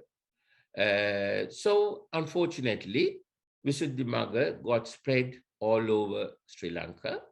The monks who went to the forest, they carried on the forestry tradition and they hardly came out. They lived in the forest and they practiced correct Buddha Dhamma and they attained still Sotapanna up to Arahathood, and they went to Nibbana. Even today, if you go into the deep forest in Sri Lanka, you find these monks who are who are practicing the forestry tradition, the correct Buddha Dhamma, correct Sila Samadhi Prajna, and some of them have become Arahat. I have met them. That's why I can say it confidently. Those monks are few and far between. Not everyone can see them, but if you are determined and you go to the forest alone, determined to find them, you will find them. So they are there. But the rest of the monks in Thailand and Sri Lanka, I don't have to tell you, you know how it is. Dr. Amit went to Sri Lanka once, and he was very disappointed with the way that Buddha Dhamma was practiced by the most senior monks in Sri Lanka at the time. And Bodhisattva Dr. Ambedkar was 100% right. And I'm not going to explain that in detail, but I will leave it to you. And you know what I mean. And Bodhisattva Dr. Ambedkar later criticized those monks, and quite rightly so. So that's what happened. So Buddha Dhamma disappeared in Sri Lanka after 912 years. Lord Buddha passed away, and this religion called Buddhism appeared, which was first invented by Dvedhavitakka and then polished up by Brahmin Buddha Ghosha. However, for our good fortune, the good Tipitaka that was buried underground at Alulen Raja Mahavihara was safe. Until 1854, this English AGA, Assistant Government Agent, who was in charge of Kegol district, and as you know, English people were treasure hunting everywhere. They were digging the ground and looking for treasure. In Sri Lanka, there was treasure everywhere, buried underground by the kings to be used for a rainy day. So that was a tradition those days. And also these invaluable books, not only the Tipitaka, but history books, as well as books on medicine and engineering. There are more than 5,000 of them that they have brought from Sri Lanka and now keeping at the British Library, apart from the Tipitaka. So this Tipitaka, this man called George Turner, the assistant government agent in Kegol district in 1854, while he was treasure hunting, he found this Tipitaka. He didn't know what it was, but he knew it was something valuable because of the way that it has been buried underground in a room, underground room, which has been made with a lot of strength, a lot of effort, and a lot of resources. He knew that it was something valuable. He informed the British government, put it in a ship, and brought it to UK. In a way, it's good that he brought it here. Otherwise, if it was in Sri Lanka, these Brahmins would have destroyed that as well. Thank goodness there are no Brahmins left in Sri Lanka now, and we don't have a caste system, but they can use their influence on the Sri Lankan government, which they are doing now, and they could have destroyed it easily. So thanks to British people, I thank them for that. They have looked after our Tipitaka, and they continue to look after it. And that's how the Tipitaka came about. Until year 2000, they were not exhibiting that. After year 2000, they started it, and there was one monk who was Anagami in Sri Lanka. He was the first one who said that this, and actually, no, before him, when the Buddha Jayanti Tipitaka was written down in Sri Lanka in 1956, now that was how many years now? 44 plus 21. So that's 65 years ago. That was written down in Sri Lanka. And at that time, the monk who was in charge of it, the head monk who was the head of the group, leader of the group, who were appointed to construct that Tripitaka, because we didn't have a Tripitaka in Sri Lanka at the time. And that monk's name was Venerable Ananda Maitri. He was a highly educated monk who was fluent in several languages, who had lived in the UK for a while. He was very good in his English and so on. And while he was meditating, he had seen this Tripitaka. And he informed the Sri Lankan government that there's a Tripitaka like this. And if you can get it for us, if they can buy it, or if you can borrow it, it will be useful for us to construct the new Tripitaka. Otherwise, we don't have any proper source. So the Sri Lankan government made an official request from the British government to lend us this Tripitaka, but the British government refused. They said it's our property and we bought it from Sri Lanka, and they have a receipt to confirm that they bought it for £4. How they made that Tripitaka, how they made that receipt for £4, I will leave it to your imagination. I'm not going to comment on that. The bottom line is Sri Lanka, the Sri Lankan monks were not given that Tripitaka. They didn't have access to it. So the main source they had to use was the Vijithavansa and other various books written and kept at the various Buddha viharas up and down the country. So they gathered all these sources. But the main source was Vijithavansa. Using those sources that were available to them, they constructed the first Tripitaka after so many years. So 912 years after Lord Buddha passed away, we lost the Tripitaka. After that, we never had a Tripitaka until 1956. So in 1956, a Tripitaka was constructed and by the Sri Lankan government, and it's been distributed by a very good monk that I know in Sri Lanka. And in 2018, he made a public statement saying that he admits that there are errors in that Tripitaka due to these reasons, and he's sorry, but there's nothing he can do to correct it now. And in future, he will see what corrective action can be done. He was very sincere and honest about it. So the Tripitaka that we are using in Sri Lanka obviously has those errors, and the other Sinhala Tripitaka written by the other monk, and also the translation of that, which has been done by Bhikkhu Bodhi, they all carried these errors. So one has to be aware of these facts when they use these Tripitakas. I'm not saying that they are useless. They are very, very useful as long as you are aware where the errors are. For example, if you know the translation of Anapana does not mean breathe in, breathe out. What it means is take in wholesome thoughts, put out unwholesome thoughts. Still, those Tripitakas can be very, very useful. You can learn a lot from them. I'm not condemning them, but you have to be aware that they have these errors, and when you use them, you have to correct those errors and take the correct meanings. It's very, very important. So now you know why the differences are. That's why the Dhammacakkappavattana Sutta, the very first sutra, all the other Tripitakas have less than 5 pages, whereas the old Tripitaka that is kept at the British Library has 48 pages, which is complete and accurate.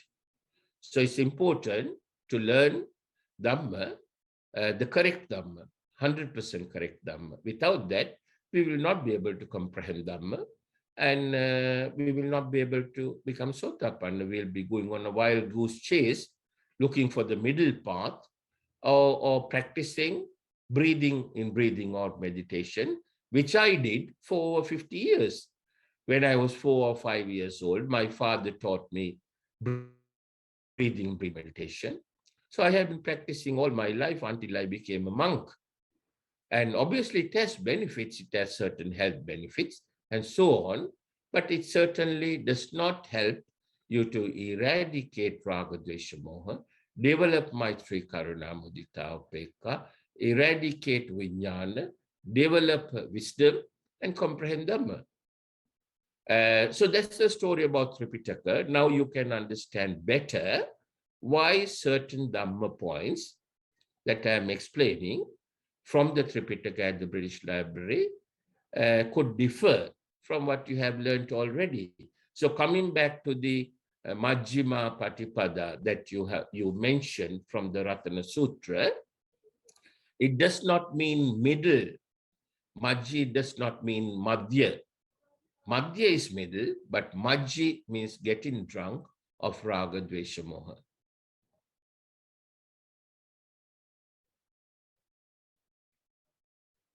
Does that answer your question?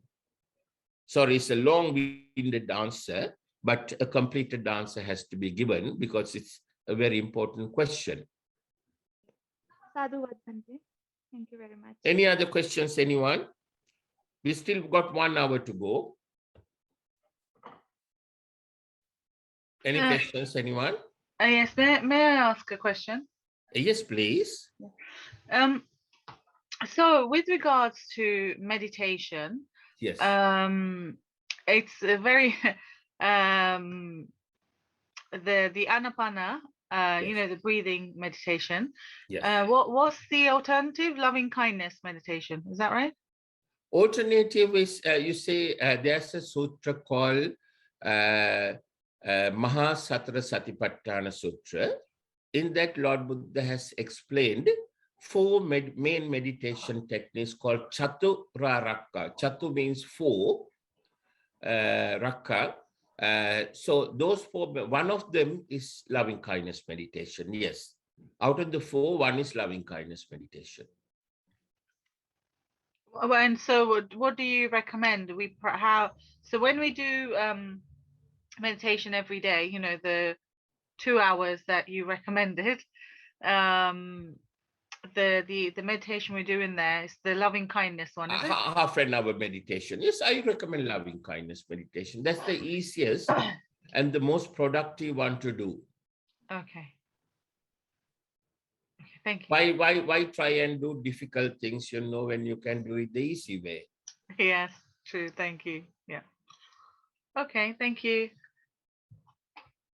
See, in the Metta Sutra that that lady just mentioned, Lord Buddha has explained that through practicing loving kindness meditation, you can go all the way up to Anagamihood or Arihathood. So why not stick to that? So obviously, there are certain situations where you have to use the other 3 as well. It depends on the level of Raga, Desha, Moha different people have. Sometimes certain people have very strong Raga towards certain things, very strong Dvesha towards certain things. In those cases, loving kindness meditation might not be sufficient. Then people have to use the other 3 depending on the situation. The first one is loving kindness meditation is called Mettanusati. Then there's Asubhanusati. Then there's Marananusati, and there's Buddhanusati. We will talk about them later. In fact, people have to practice them after becoming Sotapanna. So to become Sotapanna, all you need is simple loving kindness meditation. That would be more than ample, more than sufficient for the purpose. Mm-hmm. Thank you.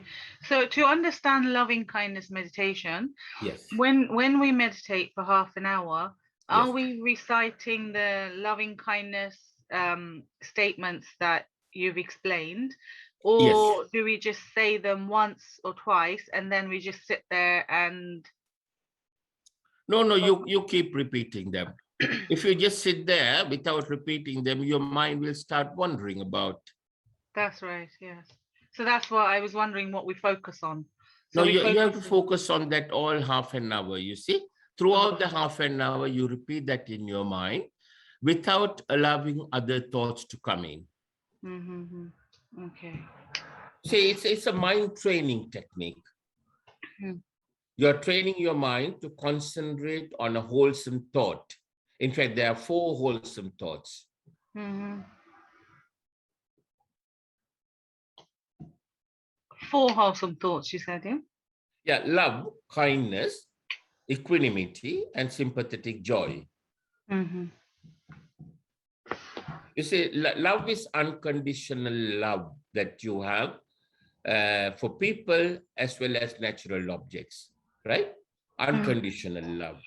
Then kindness, now in Magadhi language, they are called Maitri, Karuna, Mudita, Upekka. Maitri is, uh, unconditional love. You are wishing others well. It's a thought that you are wishing others well. When you say, may all living beings be healthy, you are giving unconditional love to all living beings.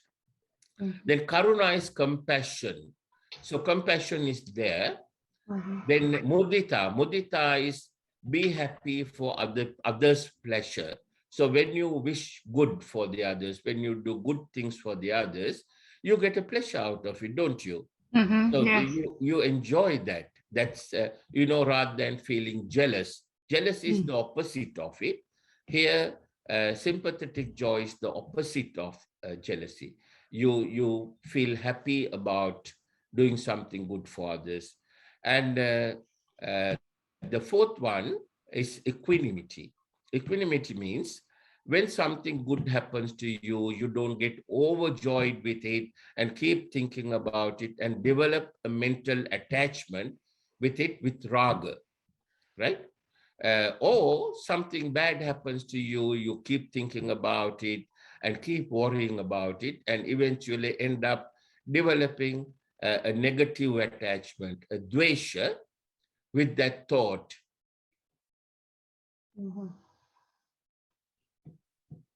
You see, when something good happens to you, enjoy it, and then you forget about it. If something bad happens to you, okay, you feel sad, but instead of worrying about it, you will see whether you can do anything to make it better. And if you can't, you just leave it, right? It's not the end of the world. Yes. See, worrying is no good. Anxiety, now in Christianity, they say anxiety is a greater evil than the evil itself.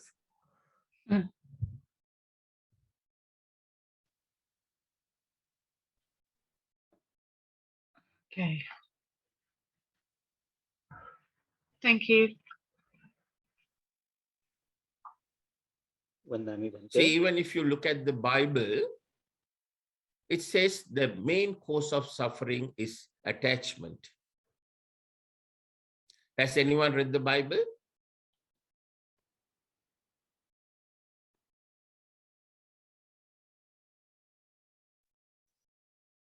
Yes, sir. But that was long back, sir.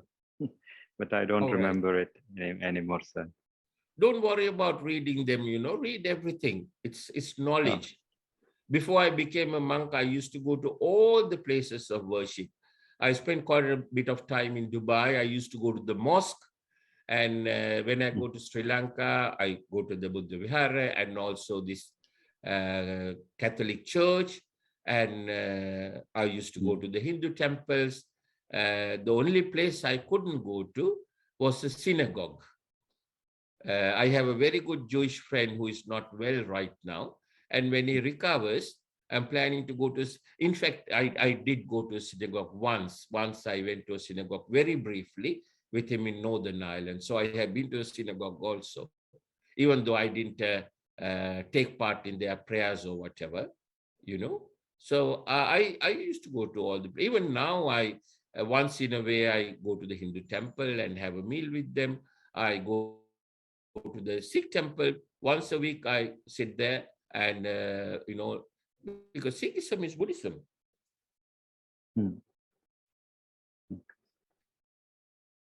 Don't restrict yourself, don't try to live within a box. Come out of the box and look around. And then only once you, look at the other religions and what they say, then only you will realize and you will appreciate the value of Buddha Dhamma, how far Lord Buddha has gone compared to other religions, how much more advanced Lord Buddha's thinking was. Otherwise, there's nothing to compare with. Okay, sir.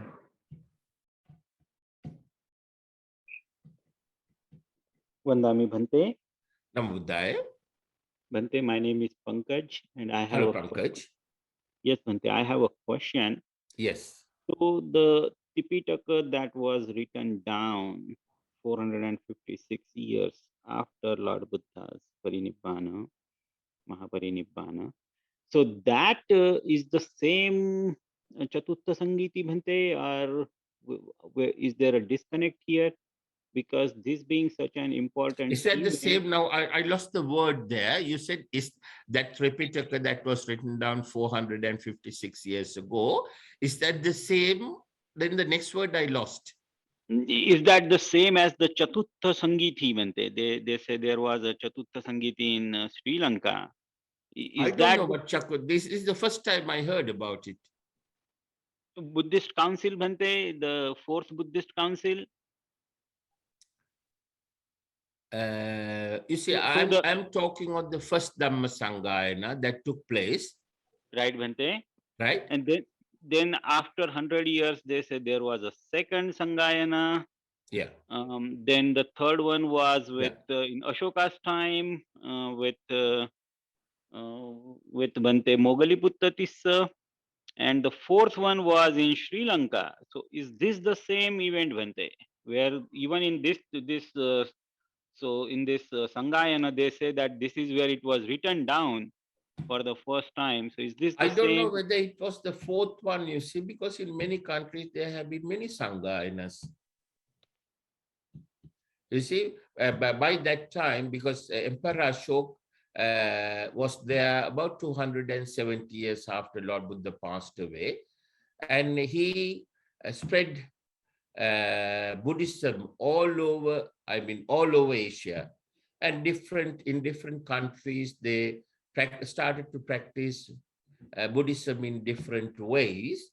And from time to time in those countries, they had various Sangayanas. So I don't know whether it's the fourth one or the fifth one. I don't think it is that important. What is important is to understand that this was the first Tripitaka that was written down. There was nothing else before that. And this was written down in Magadhi language at Alulana Raj Mahavihara, and that is available at the British Library for reading now. See, what we want is to find the correct Dhamma, learn the correct Dhamma, comprehend it, and become Sotapanna, right? If we try to go through the history, the history is very complicated. As you know, the Indian history has been turned upside down by the Brahmins. So is Sri Lankan history, right? There are a lot of complications, a lot of disagreements and so on. So I don't want to go into all that. That is, as far as our purpose is concerned, it's a waste of time. It's a very interesting subject, right? I knew this history professor. His name was Professor Rohana Dhira. He's a very famous history professor in Sri Lanka. And he happened to come from my grandfather's village. His father and my grandfather came from the same village. So I knew him well. I used to call him uncle. And I had the opportunity of having a long chat with him, and I was questioning various historical events that were given in the history books in Sri Lanka, and he couldn't answer. And finally he said, look, son, don't quote ever that I said it. All the history that we are learning in Sri Lanka, from the school up to the PhD, is all lies. So there you are. Thank you, Bhante. Thank you, Bhante. Sadhuvad, Bhante. You see, if we try to sort out the history, it's going to be a very difficult task. Let's leave it to the historians who are interested in the history, and let's try and understand these simple Four Noble Truths and become Sotapanna and protect ourselves from the four hells. That's our main purpose. After that, if you want to learn history, go ahead. No harm. It's very interesting. I also did that for a while, and I found it very, very interesting, but it doesn't serve my purpose.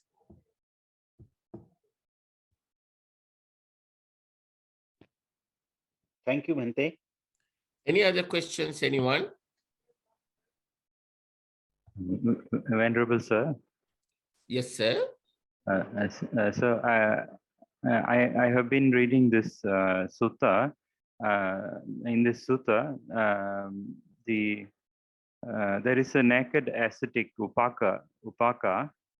The Buddha, I think before meeting the Panchavakyas, he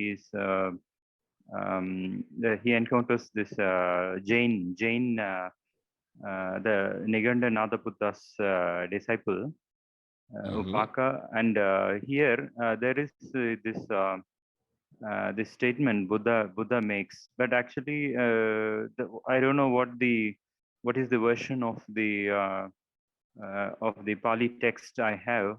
In this, he uses Buddha uses the word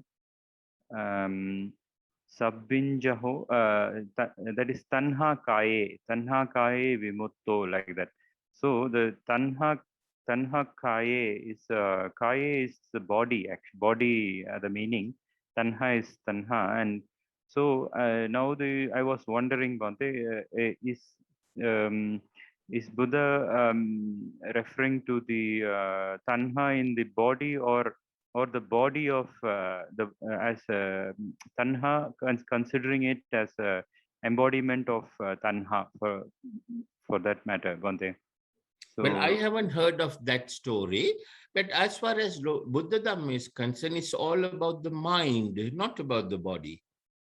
Okay, Bhante. Attachment with the mind, isn't it? Okay, Bhante. Lord Buddha has talked about the mind. Okay, Bhante.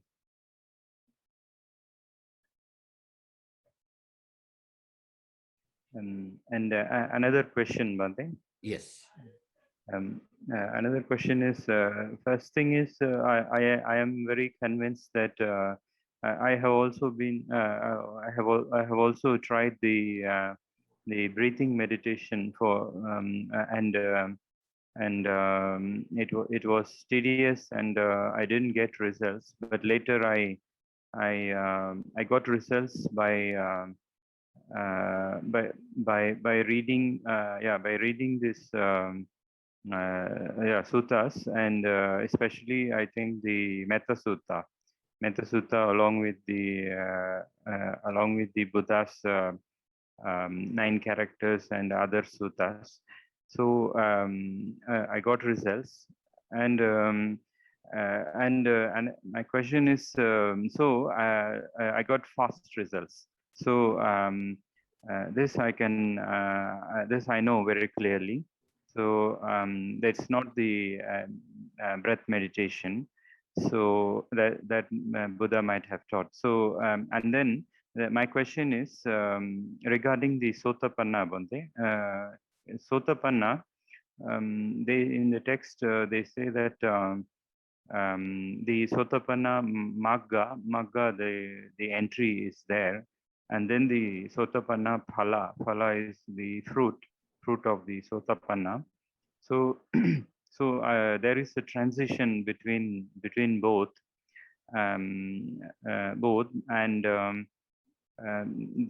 I also read that if in case those who have entered the Sotapanna Magga is not correctly following the precepts, at least the Panchasila, they might fall down and may not and may have to again try to ascend to the Sotapati Magga, and then later, and there is probably a transition time between the Sotapanna Magga and the fruit and the fruition, Sotapati fruition stage, Bhante. So what is your comment, Bhante, on this? What is your well, two very good questions. Let me answer the first question first. breathing meditation. I agree with you 100%. Now, in my case, as I said, I practice breathing meditation for over 50 years, and I don't think I eradicate one drop of my raga, dvesha, moha, right? So it doesn't help. Now, Lord Buddha said, now there are some people I know in certain countries, they have been practicing breathing meditation for so many years and developed jhana and attained this what they call Vitakka Vichara, Savitakka Savichara, Priti Sukha Ekagrata. And they think that they have become either Anagami or Arahat. That's not true. You see, now Lord Buddha has said that if a person practices the path correctly, he said that in the Satipatthana Sutra and repeated that in many, many other places. If a person practices the path correctly within a maximum of 7 years, right, he can become Arahat.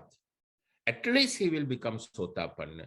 So I know many, many people in Sri Lanka, very good monks. You know, their sila is very good. They practice this breathing meditation for up to 12 hours a day, and they admit that they are not Sotapanna because they are very honest, good people, and they live in monasteries, practice this breathing meditation, and they accept that they are not Sotapanna. So some of them have been meditating for over 20 years. So there's something wrong with the path. If the path is correct, if a person walks the correct path, maximum of 7 years, he will become Sotapanna. That's one point. So you are quite right. Breathing meditation is not Lord Buddha's Buddha meditation. Buddha meditation is Buddha Anapana Sati Samadhi. Anapana means taking in positive thoughts. That's Maitri, Karuna, Mudita, Upeka. Wholesome thoughts. Pana means eradicating or putting away unwholesome thoughts.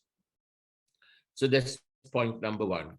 Point number two, you were saying those who are in the Sotapanna Marga, but haven't become Sotapanna yet, and if they don't follow the 5 precepts, and following 5 precepts is not enough. And if they are not following the 5 precepts, they are not in the path anyway, right? How can they be in the path if they are not following the 5 precepts? You see, following the path means that person completes the 4 steps that Lord Buddha asked that person to do.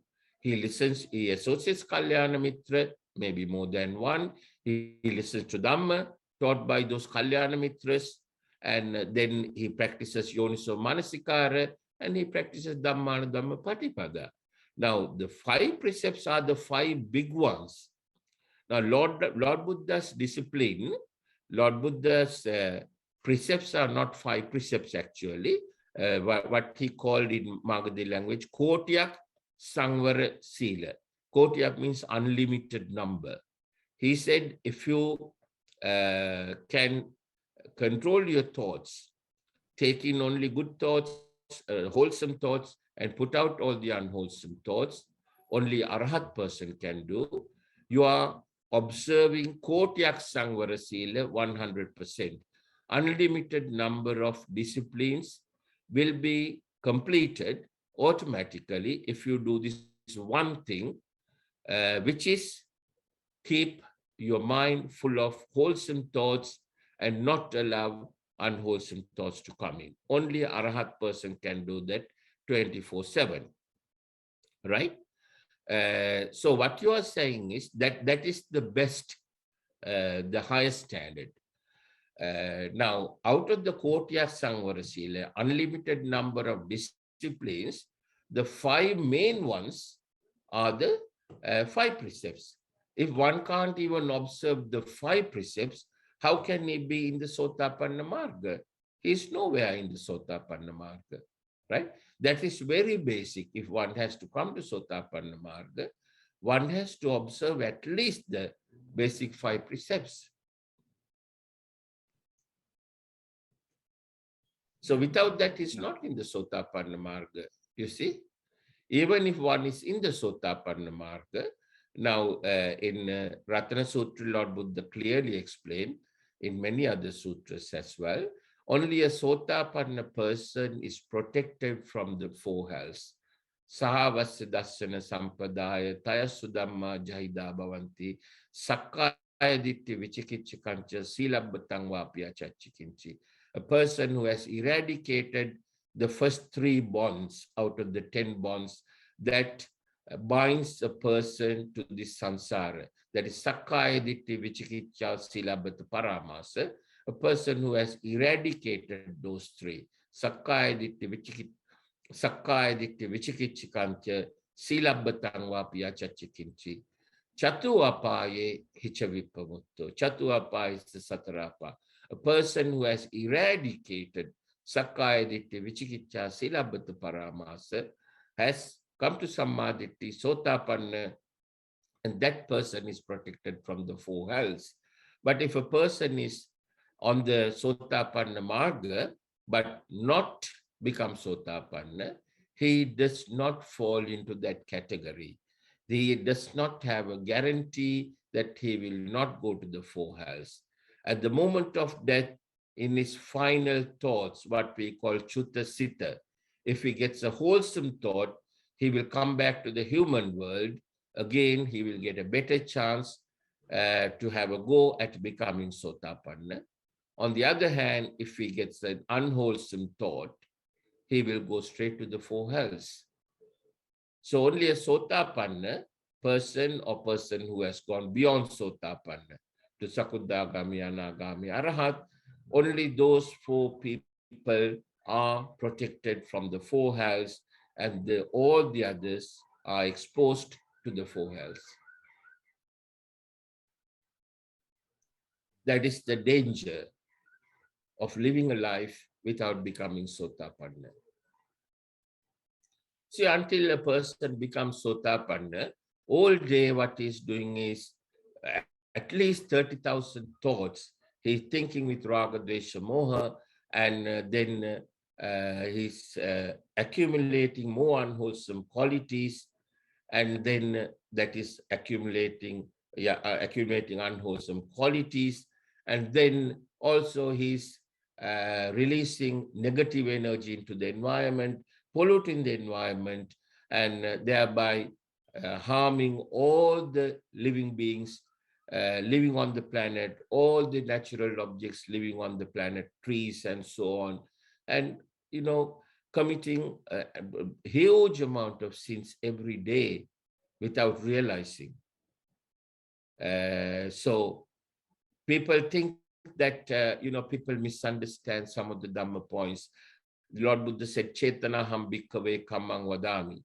Chetana, so people misinterpret that and say, I had no intention of polluting the environment, so how can it be a sin?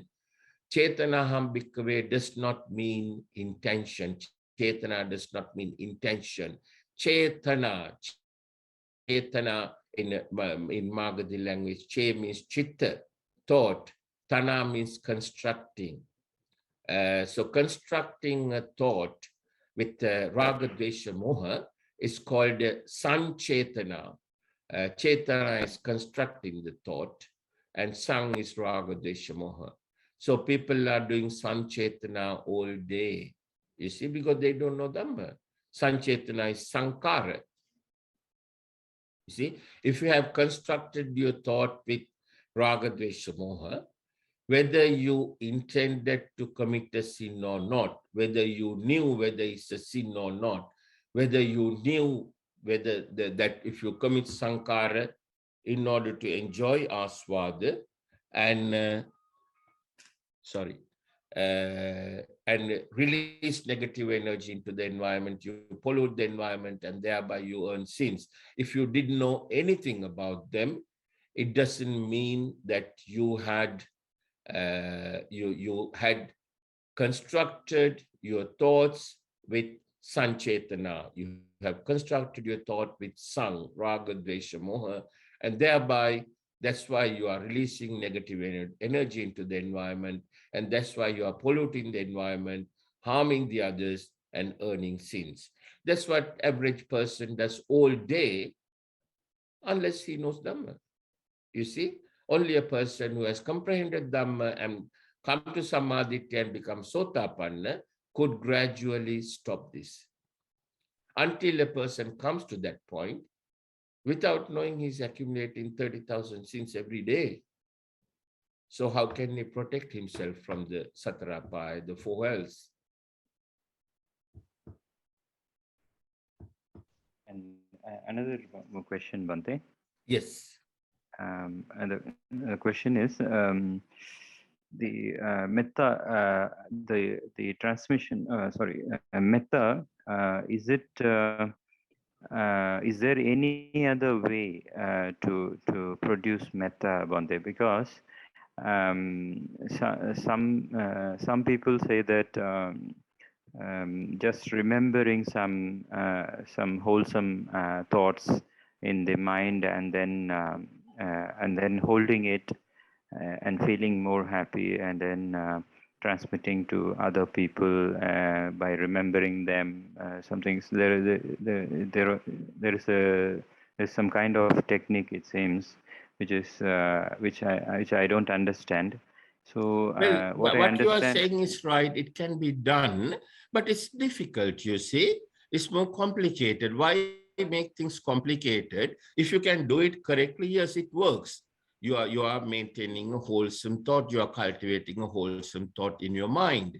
Well and good, but it's difficult to do it. Why make things difficult when you can do it in a simple way by repeating those 4 or 5 sentences? Yes. Okay. Thank you, Bhante. Thank you, Bhante. We got about another 14 minutes for questions. Anyone has any questions?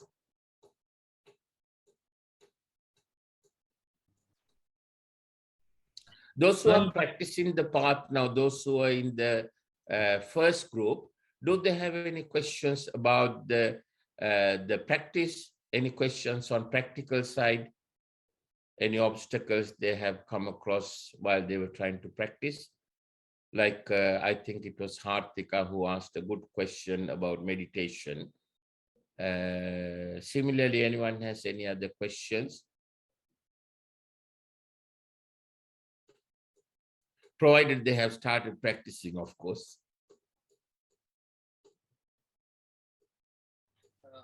Well, Bhante, just seek a clarification on love and kindness meditation practice.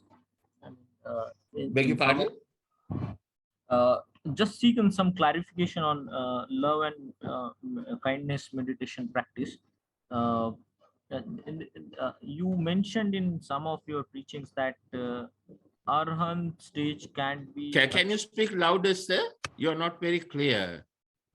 Yeah, the Arahant stage can be achieved using only the love and meditation, love and kindness meditation. Yes. So I'm just wondering, like, how it can be achieved. Like, if you can give some comments or light on it. Yeah, don't worry about the Arahat stage now. Let's try and attain Sotapannahood first, right? Then we'll think about the Arahathood.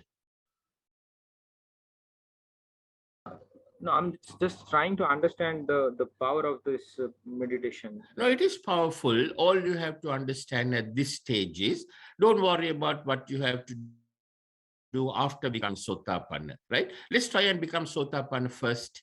You see, to become Sotapanna, all we have to do is 4 things. Kalyana Mitra Sevana, Sri Saddharma Stravana, Yoniso Manasikara, Dhammanudhamma Patipada. Dhammanudhamma Patipada is Sabba Papa Sakaranam Kusala Supasampada. Eradicate all unwholesome thoughts and cultivate wholesome thoughts. Let's try and do that and become Sotapanna first, then we'll go beyond that.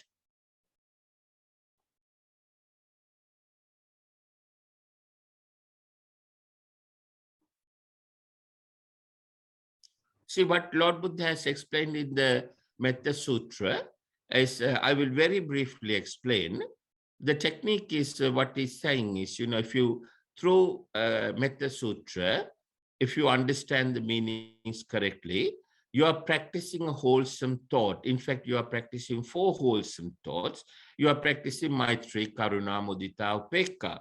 So if you keep those thoughts in your mind all the time without allowing other thoughts to come in, automatically your wholesome qualities, your Maitri, Karuna, Mudita, Upekka qualities will develop to the highest possible level. And at the same time, while you are doing that, you are releasing negative, positive energy into the environment, cleaning the environment, doing something good to all the living beings living on these 31 planes, and you are earning merit from one side, and from the other side, by strengthening your wholesome qualities, Maitri, Karuna, Mudita, Upekka qualities, you are accumulating wholesome qualities, right? So when you are practicing Maitri, Karuna, Mudita, Upekka thoughts, what you are doing is you are doing an wholesome action, right? So that way you'll be accumulating merits, you'll be accumulating wholesome thoughts, wholesome qualities, which helps you to develop your wisdom from one side. From the other side, if you are not allowing unwholesome thoughts to come in, you are not charging your unwholesome qualities anymore, so they will gradually deteriorate. You are not earning new sins. Let's say if you do that 24/7, you are not accumulating new sins, only the sins that you have accumulated so far, but gradually the unwholesome qualities, raga quality, dvesha quality, moha quality, you are not polishing them up, so they will gradually fade away, and eventually, if over a period of time, you can get rid of them completely. That's the technique that's explained in the Ratana Sutra. In the end, he says, Nahi jadu gabbaseyam punaretiti. So that's what it is. So it's a simple technique. You see, if you practice loving kindness meditation, what you are practicing is 4 wholesome thoughts, Maitri, Karuna, Mudita, Upekka, in your mind all the time. When you do that, you are accumulating merits from one side, accumulating wholesome qualities from the other side. So to improve your wisdom, what you need is wholesome qualities, right? To get the opportunities to do that without any obstacles, what you need is merits. So you are accumulating both by practicing loving kindness meditation, and it will help you to go all the way. That's what Lord Buddha has explained in Metta Sutra. But don't try to understand all that. If you try that, it's like trying to understand what is in PhD while you are studying for the university entrance exam, what we call +2 in India, or what we call A-levels in Sri Lanka and UK. You see, while doing A-levels, if we try to understand what we have to do in the PhD, then we get confused. So don't worry about that. Just try and do what we have to do at this stage and become Sotapanna, and then go step by step. Agree. Thank you, Bhante. You are welcome, sir. We got a few more minutes for another question. Bhante, I have a question. I missed the last session, so I'm waiting for the recording to be posted to YouTube. Okay. But I heard from others who attended is that if we practice 2 hours of meditation, then in 7 months we can be Sotapanna. Could you please a little bit elaborate on that? No, I didn't say that. Maybe I didn't understand then. I mean, they told me what they understood, right? I didn't attend. No, you have to listen to the recording again. Okay, okay. So first, there are 4 now. Today, I went through the Dhammacakkappavattana Sutra. I went through the summary very briefly. In that, Lord Buddha has said clearly there are 4 things that you have to do to become Sotapanna. Just sitting down meditating will not do all that, you see. First, you have to associate Kalyana Mitra, that is a person who is capable of explaining correct Dhamma to you, that will help you to eradicate Raga, Dvesha, Moha. Then Siri Saddharma Shravana, you have to listen to. this correct Dhamma preached by one or more Kalyana Mitras, then Yoniso Manasikara, you have to go through it over and over again, analyze it using your intelligence and wisdom, and try and comprehend it. Then you practice loving kindness meditation to train your mind for Sabba Papa Sakaranang Kusala Supasampada. Right? There, the meditation part comes last. Before that, there are 3 other things to do. Whereas what most Buddhist people do is, without doing the first 3, they just sit down and start breathing in, breathing out. So that's what I did for 50 years. And I was going on a wild goose chase.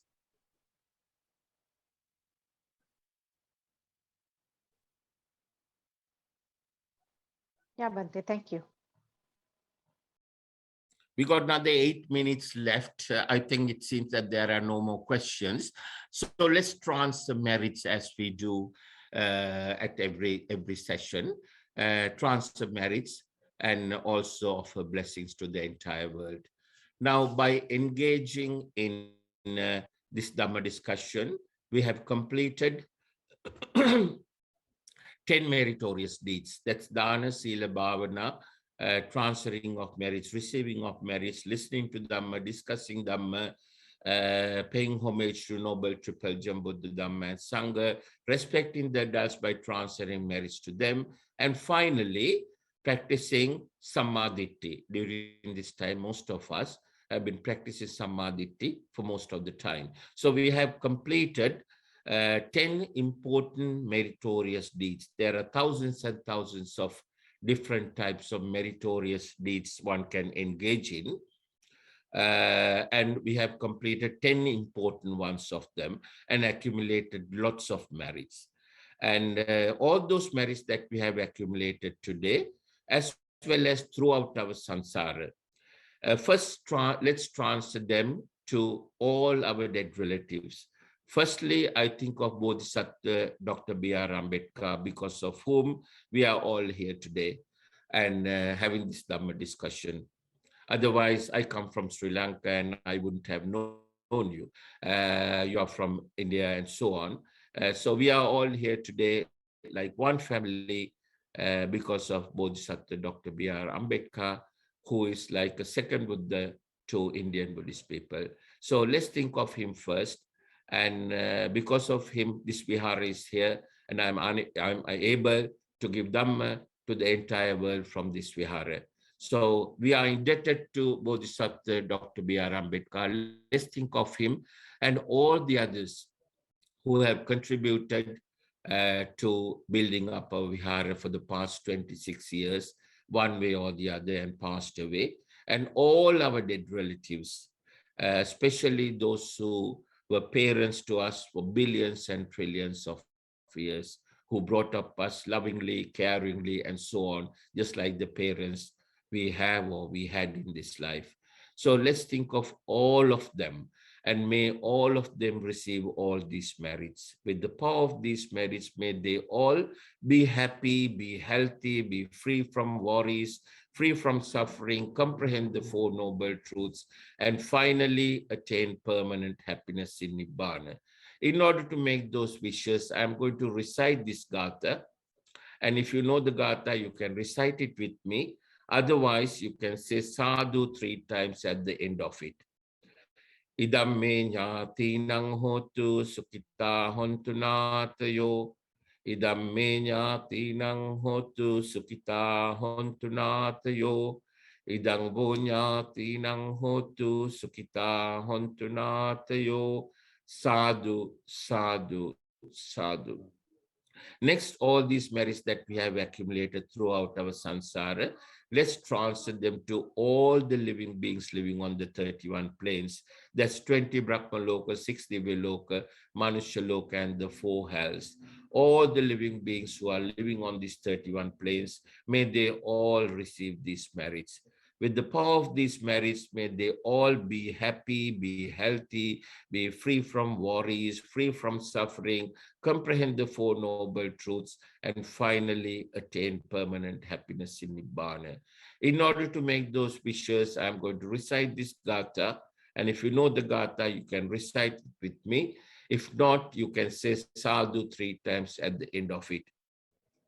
Ettavata chammehi sambadam punya sampadang sabbe deva anumodantu sabba sampatti siddhya.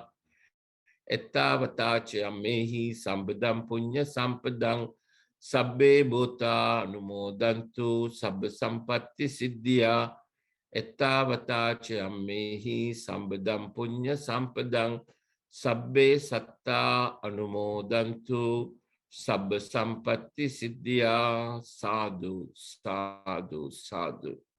Next, with the power of all these merits that we have accumulated, may all of us, all of you, and all your family members be healthy, be happy, be free from worries, free from suffering, comprehend the 4 noble truths, and finally attain permanent happiness in Nibbana. In order to make those wishes, I'm going to recite this gatha. If you know the gatha, you can recite them with me. Otherwise, you can say sadhu 3 times at the end of it. Imina punya kammena mame bala samagamo satan samagamo hotu yava nibbana pattiya. Idamme punya kamman asavakkaya vahan hotu sabba dukkha pamujjatu. Sadhu, sadhu, sadhu. Finally, in order to ask for forgiveness from the Noble Triple Gem, Buddha, Dhamma, and Sangha, I'm going to recite this gatha. If you know the gatha, you can recite them with me. If not, you can say sadhu at the end of it. Kayena vacha chittena pamadena maya katang achayang kamame bhante buripanya tathagata. Kayena vacha chittena pamadena maya katang achayang kamame dhamma sanditthika akalika. Kayena vacha chittena pamadena maya katang achayang kamame sangha supatipanna anuttara. Sadhu, sadhu, sadhu. I'm going to give you the blessings of the Mahasangha. Abhivadana Selisa Nichangvada Pachaino Chattaro Dhamma Vadanti Ayuvanno Sukambalang Ayurarogya Sampatti Sagga Sampatti Mevacha Ato Nibbana Sampatti Iminate Samijjatu. Bhavatu Sabba Mangalang Rakkantu Sabba Devata Sabba Buddhanubhavena Sabba Dhammanubhavena Sabba Sanghanubhavena Sada Sotti Bhavantute. May all of you be healthy, be happy, be free from worries, free from suffering, comprehend the 4 noble truths, and finally attain permanent happiness in Nibbana. May the Noble Triple Gem, Buddha, Dhamma, and Sangha bless you all. Namo Buddhaya, Jai Bhim, Jai Bharat, Jai Sri Lanka. Thank you. See you next week. Sadhu, sadhu, sadhu.